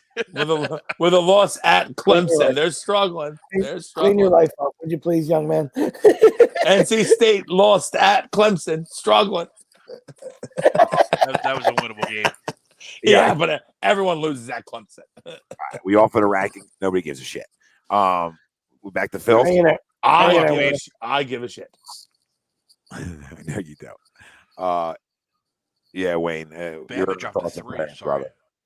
Hopefully, stuff's not as bad as it seems. Right? Hopefully, not as bad as it all seems.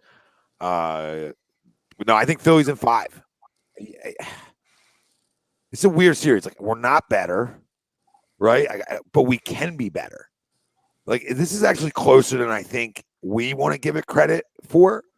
Braves are awesome. Like they're to me, they're the prime example of how you want to do it the right way in terms of your farm system, in terms of developing homegrown talent, in terms of being able to sign those guys through cheaper deals early on and be able to have your 6, 7, whatever, 5 to 7 guys that are a staple for your future, right?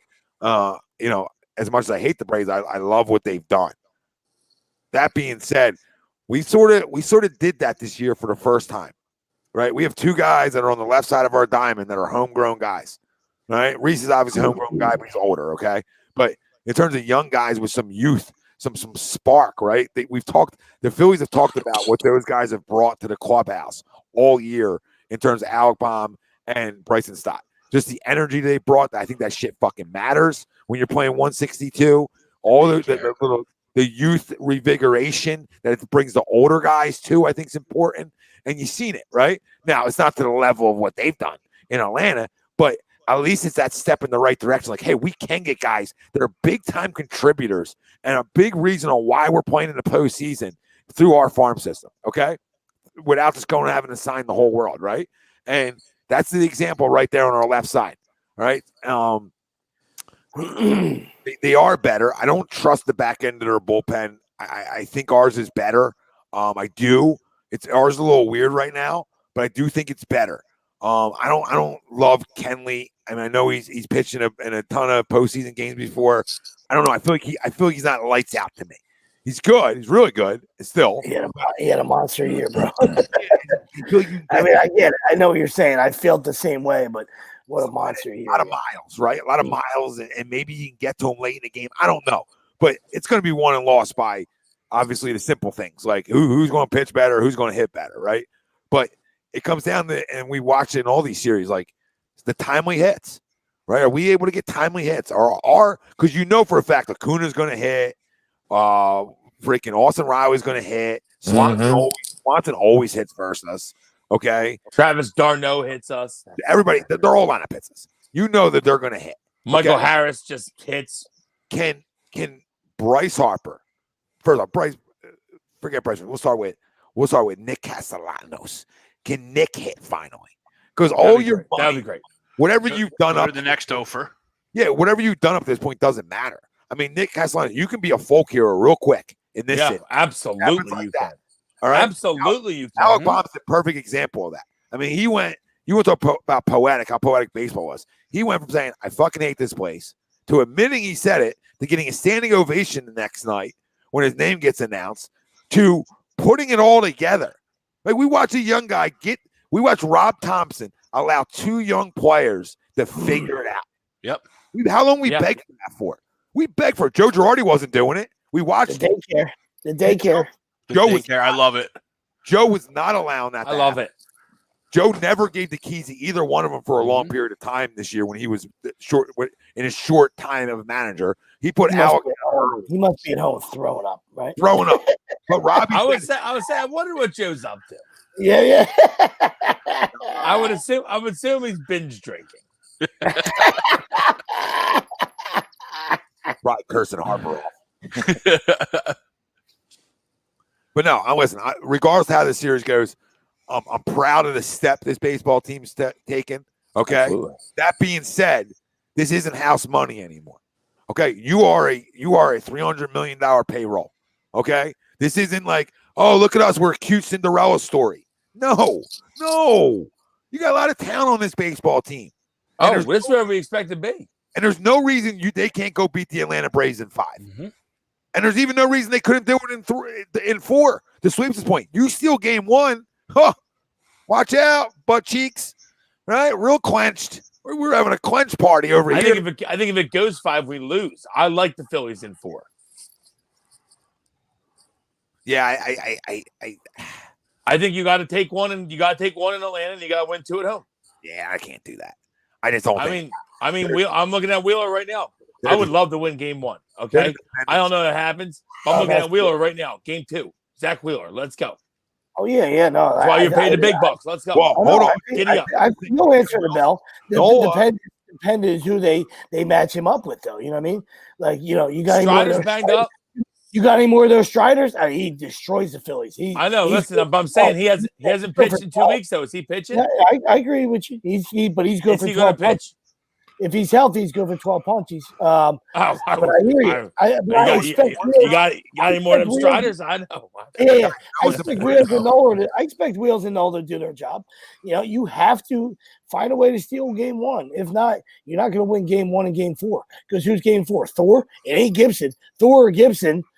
You don't like that either. No, it can't be Gibson.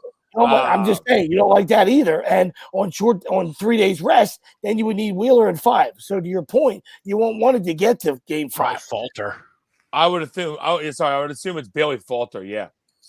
I'll say this about Nola. I think the one, which is probably not great as a lefty against the Braves, but that's. I mean, listen. What I would say is I feel like we match up pretty well against them, and besides the sweep, which is tough to take that away, considering it's the last time we played them. But besides the sweep, the last time we played them, I think we had a winning record against them this year before that.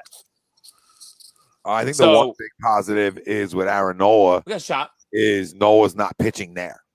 I think that's big. I think they freaking rake him there. I just feel like they bend him over every time we're at SunTrust. He pitches way better at home versus them.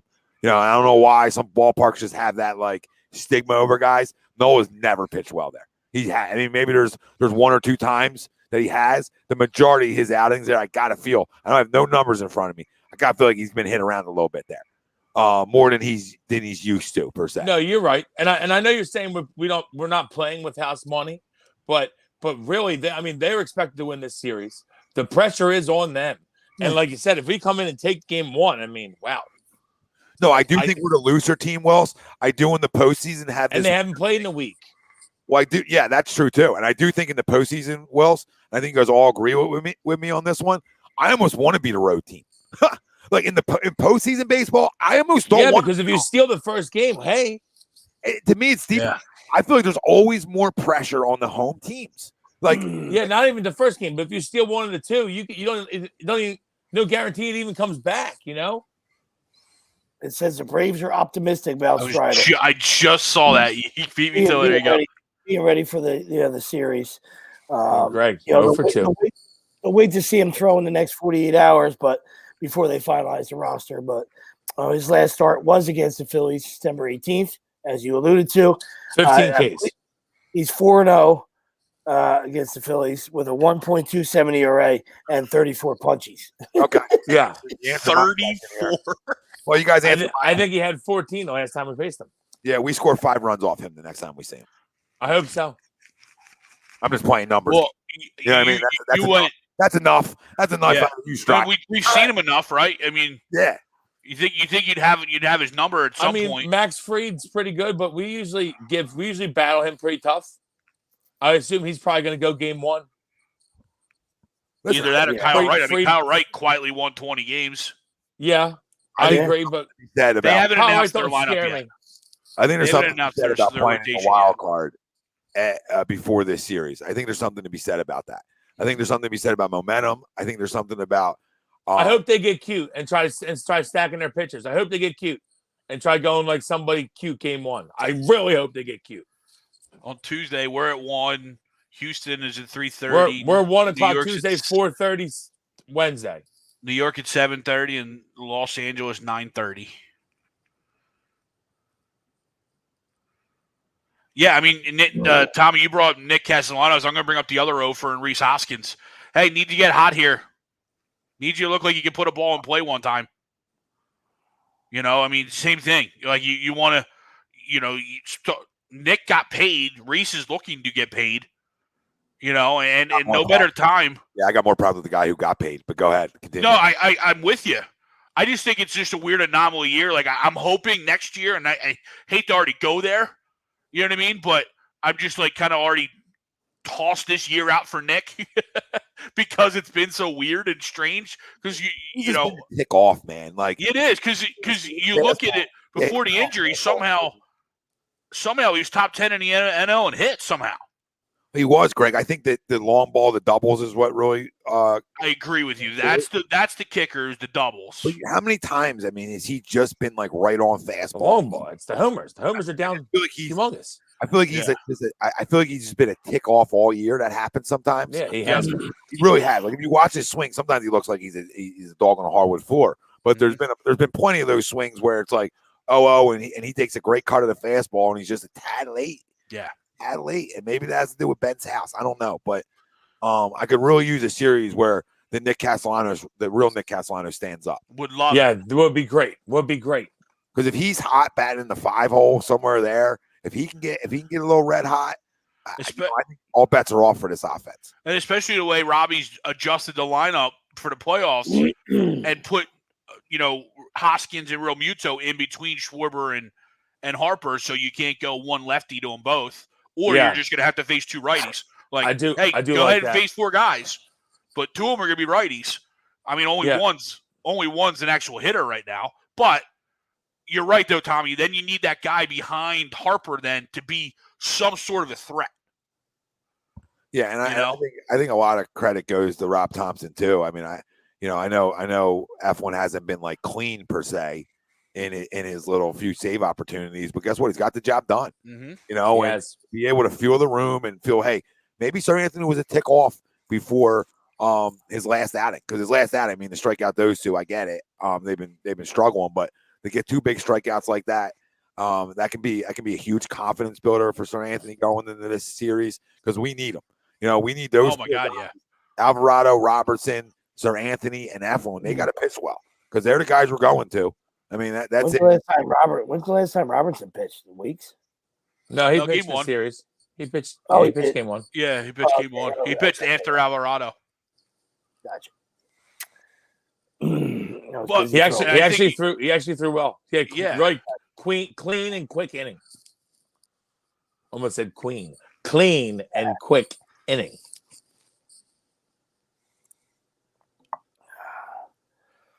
Of course, I don't want it to be right, but I would land on Braves in 5. I'll give the two horses their wins, and then toss it up for a coin toss in game 5, and we'll see what happens. But I would lean towards the home team. Unfortunately, they are a good baseball team, but hey, Phillies go shock the fucking world. That's it. I'm right with you though. I agree with Wells. I think if we get to game 5, as electric as it would be, I think we lose. So I'm going to go Phillies in 4 because I want to win. Let's go. Let's go. And I don't disagree with you guys. And let's go. The 4 is not possible. I just think this to win it. like that would be great. I think that's almost a little unrealistic because then No, I agree. Yeah. I just think they won it last year, Tommy. Like, no one was expecting them to win it last year. They won it last year. That was their year. I get that. I think maybe it's not their year this year. You were saying about how Bohm said, I fucking hate this place. I think the poetic justice is him saying, I fucking love this place on Broad. Let's go. Okay. Listen, I love that. I love that thought process. I don't think the Braves repeat because of that reason. I think it's tough to repeat. Me too. They have the ability to. There's no question about it. They have the talent to. I think it's tough. I would say that they're better than us, but I think it's close, though. They are better than us. I think why I say 5 is because, again, we talk about pressure with pressure of the moment. Not that they're not used to it at this point from winning a World Series. They're used to pressure of the moment, but you're the favorite. You got Game 5 at home. That would be the fitting way to beat them to me. That's the fitting way on the road. Now nobody's got you. You're not a favorite in that baseball game because you don't got one of your own. They're the favorite. They're the clear favorite, and you come out and you put up a freaking crooked number on somebody, and then it's what happened? Place is quiet. Blah blah blah blah blah, and that's how you advance. You advance in weird ways, right? Like I like the only way that happens is if we're down 0-2 and we win the next 3. Yeah, see, I think that'd be crazy too. I just think that would be the craziest shit. Yeah, not that this necessarily. I mean, it's Vegas, right? So obviously it means something. The Phillies Braves series is the closest odds in terms of series winners, right? So the Braves are -180 to win the series. The next closest is the Dodgers at -200, Yankees -210, and Astros at -215. And then the Phillies, consequently, are the Phillies are +155 to win the series, which is the shortest of the favorite or the underdogs. I can't wait to get two-fisted on the Indians. I can't wait to get double-fisted on the Indians. 165. Give me Indians, Yankees. Yeah, give me some double. Okay, I was gonna say they're not against the Astros, right? No, that's the Mariners. Because the Astros are gonna fucking steamroll the Mariners. Give me the Indians. The Indian cute story, Mariners. Cute story. Whatever they want to be now. I got Cleveland as my AL representative, so I mean that's who I have going. So I had it when we did a little preview Wednesday night. I just thought that they have the pitching to do it. They got a great manager in Terry. They seem to come up with big hits. They were quietly a team that nobody talked about this year, but they were really fucking good. Not enough. There wasn't enough eyes on them, but they're always really good. And they probably don't hit enough, but their pitching is fantastic. And they field everything. Yep. I think they were first or second in fewest errors. And that's all you need is a big hit here or there. You know what I mean? Like you saw from the Phillies. That's what you're talking about. They take bags if you get your two monsters to do their thing, obviously this is a 5-game series. Don't get me wrong, but you get your two monsters to do their thing. You only need a couple key hits here and there. The Phillies, to their credit, they grinded those 2 wins out. They probably only hit two hard balls in those 2 games. Game 1, yeah. Against the Cardinals. I don't even know about. I hear you. I was out, throwing BP, so I might have missed something right there. But no. Bohm's double in game 2, and Harper's ball that's still going in downtown St. Louis. They probably the only 2 balls, they're one of the 2 balls they've hit hard, in 2 games, but it don't matter how you get them. You know what I mean? I can't believe Sikora hit that ball. And the other thing too is, if you look at from the Cardinals standpoint, it's 2-1 at that point, 1 out. Why are you not double play depth? Yeah, I don't know. I mean, that's a routine double play ball. Where they were moving a lot. They had a lot of moving pieces going around. His approach probably would have been different. What happened? What happened, Greg, is that they had a 2-0 lead game 1, and we scored 6 runs off Helsley, and they shit their socks, as Sweeps used to say. That's what happened with the Cards. Absolutely, 100%. And Oliver, this guy's a 36-year-old fucking pencil pusher. You know what I mean? The guy he's a yes man. You know what I mean? So he's totally outmatched. Robbie Thompson's been around for fucking 40 fucking years, and it fucking shows. You know what I mean? And the Phillies rolled the ball last night. They might have not got runs from it, because give the Cardinals pitching credit there. They made some big pitches with guys on third, less than 2 outs. Yep. So the Phillies failed to execute that part. But Rob Thompson said, "You know what? I'm gonna play small." He bunted guys over. He did everything he had to do. to try to get to the finish line. So totally outmatched Oliver, which I hate Oliver anywhere.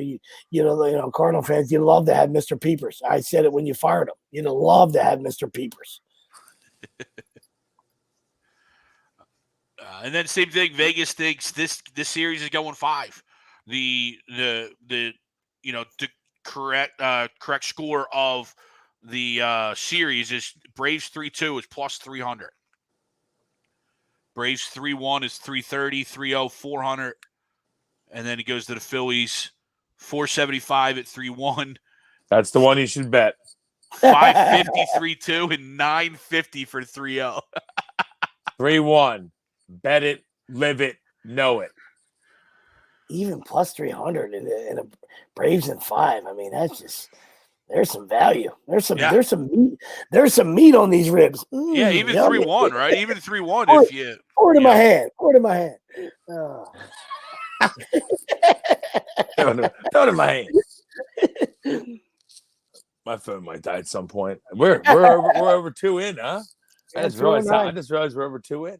Yeah, I've had to pee for about 35 minutes. Same here. You guys want to give crumbs? Yeah. Yeah, that's it. Yeah. Yeah, I'll go first. It's the Thursday night. It's it's Nathaniel Hackett. That fucking shit show that he's running, and Mr. $240 million man. I mean, Broncos country. That's right. What a disgrace. I mean, I know the 2-minute warning was coming, but you just got to be better with the football. Like, stop trying to challenge Stephon Gilmore like you're good. You know what I mean? Like, you get these guys flashbacks of the Super Bowl when you threw from the penis line and you cost the Seahawks, a Super Bowl. Just take care of the football. There's still, like I said, there's still a lot of time. It was on this side of the 2-minute warning. I get it. You know what I mean? But it's just terrible clock management altogether. And then you get after even so, let's even take that out of play. You know what I mean? Which would have left the Colts with no timeouts and it would have been on this side of the 2-minute warning. But just take that out of play. Then you get the end of the game, just the absolute when they're down by 3, just the play calling there. It's 4th and 1. It's just it's an atrocity what's going on in Denver, and it's right at. And we Wilson was calling for Nathaniel to get fired after week 1, and he was 100% right, and it's falling right at Russell's feet as well too.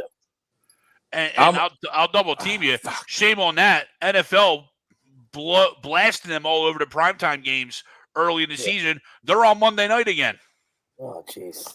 Yeah, and that game set NFL back 100 years. Oh my God, absolutely awful. Thursday games stink in general. That game was awful. Makes you rethink the whole Thursday game, right? Makes you rethink it all. That's what I'm saying. You're talking about time and Thursday games are just managing the game. Like, there wasn't a touchdown score, which is an absolute disgrace as it is, to your both of your points.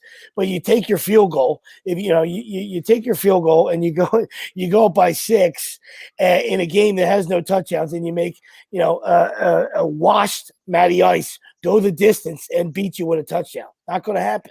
Yeah.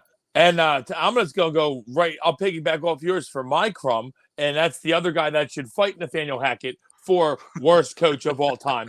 And that's Brandon Staley, who, despite his best efforts, somehow managed to win the game today. So he went for it on his own side of the field. 4th and 2. Up 2. Incredible. Didn't get it. Shocker. And then the Browns missed a 45-yarder to win it. So the Browns will Brown. Your congratulations. Congratulations to you, Brandon Staley. But this is now that would have been 3 weeks out of 4 that Brandon Staley has cost his team the game. Yeah. Let alone don't even count last year, buddy. Yeah. Not even counting last year. So Brandon Staley, yes, you can battle with Nathaniel Hackett for worst coach ever. Worst hire all time. Ever. Incredible. There's been coaches like Nick Saban that have lasted a mere 3 weeks that guess what? I'd rehire over either of you. You guys are just cutting me. You guys are just taking little fucking slices right off. You just cut my little pepperonis, my areolas right off. Just a little bit at a time. Fucking hate you, Saban. I mean, if it's any, I'll stop. I was gonna say. I mean, I feel like Miami's on the right path.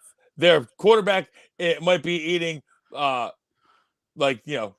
solid food currently, but but they're on the right path. Yankee bean. Wilson's a big Seinfeld fan. He does. Yankee bean.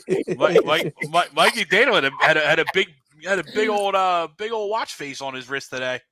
Oh man! To get blown out by the Jets. Yes. I give you a pass from the offensive side because obviously you're down to your third quarterback, but you can't give up 40 to the Jets on defense. Nope. Atop the power rankings 2 weeks ago, and I even giggled like on the shitter. I went, I'm enjoying a nice shit right now, and they're atop the power ranking. This is so fucking false. I love it, and I'm a huge fan. That nerd McDaniel's still throwing the ball over the field today with the third quarterback in. Raheem Mostert, why did he not have 40 carries today? He got you at least a tutty, right? Just one? Yeah, 115 in the tutty. But I'm saying, why? It's 16 carries. Why? Yeah. The dude should have carried the ball 40 times. He has Sky McFadden in or something. I don't know who he was. Never heard of him. Sky Duff as Six called him. Yeah, absolutely. Young pit stud. Good old Sky. Mike Crum, we touched on it earlier. Mike Crum's going to be MLB baseball and that umpiring crew for that review or lack thereof, and then I'll double team that with ESPN and their broadcast teams. I mean, these games were unwatchable if you had to actually listen to them. A-Rod and Michael Kay were probably the worst I've ever heard in my life. Like, not even fucking lying, bro. Unreal. Like, they're the worst. Well, the funny thing is, you would hope that you would pair A-Rod because he's so analytical and just constantly ask questions. You would pair him with someone that can at least call a game. Michael Kay's a moron. And like the funniest thing is if you did any research, like last night they got into it, right? Oh, I wonder what game the Nola family's at. If you did any research, they announced it before the games, you moron. And riddle me this: why the hell would they be in St. Louis for Game 1 when their son pitches Game 2? You freaking morons! Like anyone with a clue would have realized that they'd be in St. Louis. I like how that's what bothered you. Well, it's just that was the thing that stuck out the most to me because he's like, I don't give a fuck about that. They can't call a game. I got to do some digging. I did some digging. I'm like, you didn't do any digging because you would have known this prior to the series if you did any digging. But no, I mean, the real you are thing correct is about that. Anyone with a brain would say that they went to the Austin Nola game 1, and then when Aaron Nola pitches, they would go to that game. Yes. Hello, here's your sign. Decided to watch the Phillies game before my son pitches. Going to skip his start.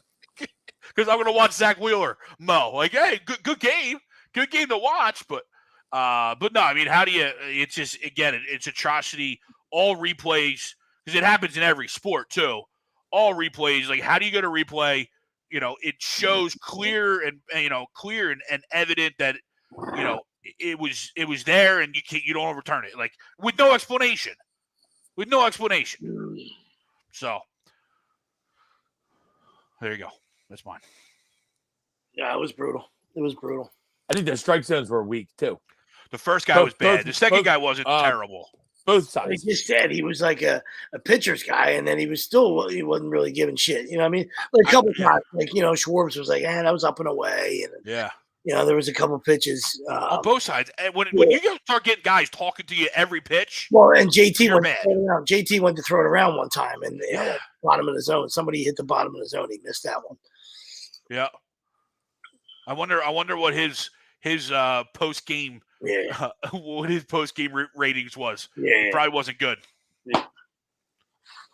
Yeah, he was good early, the second guy, and then and then he sort of got a little off. Yeah. So Yeah. But he was better than the first guy. Yeah, that's for sure. Yeah, I didn't see that. I was just following that during work, just following that along. My Crumb's the Mets. Yes. Get Scherzer, DeGrom going. Everybody can't say enough about it. You're at home, and you lose to a good San Diego team. Don't get me wrong. I'm not taking anything away from them. They're really good, but you got your two dogs on there, and you're not able to win that series. That's pretty alarming. Pretty alarming. So, and DeGrom's probably Max, opting out. And Max was horseshit. Horseshit. First off, they're already talking about DeGrom going to Atlanta, which I don't like. No, there's a lot of talk about DeGrom going to Atlanta. And Max let up 4 homers, which is the first guy and let up 4 homers in a playoff game since like 1930, I think. So yeah, let's get to Atlanta this year. Let's get Atlanta this year. yeah, now. All right, boys. Everybody gave them. Yeah. All right. Good stuff. Eagles 5-0. Dallas week's officially upon us. Enjoy it, family. A lot of shit talking. So soak it in. Every Sunday, we are brought to you by our doc. Make him yours, Dr. Paul Vidal, Specialized Physical Therapy LLC, location in Burlington, Cherry Hill, New Jersey. Find them on the web, specializedphysicaltherapy.com. For Tom Arnone, Nick Delgazzo. Good time to be a Philly fan, man. Ring the bell. Ring the bell. Happy for you guys. Good time to be a Philly fan, man. Enjoy that shit, man. Enjoy it. One more. Give us another one. We said during that Eagles run. Give us one more series. Week. One more series, then we start talking house money. So let's go find the way. Find the way. Phillies in 5. Eagles in a roll job according to Wills next week. We out of here.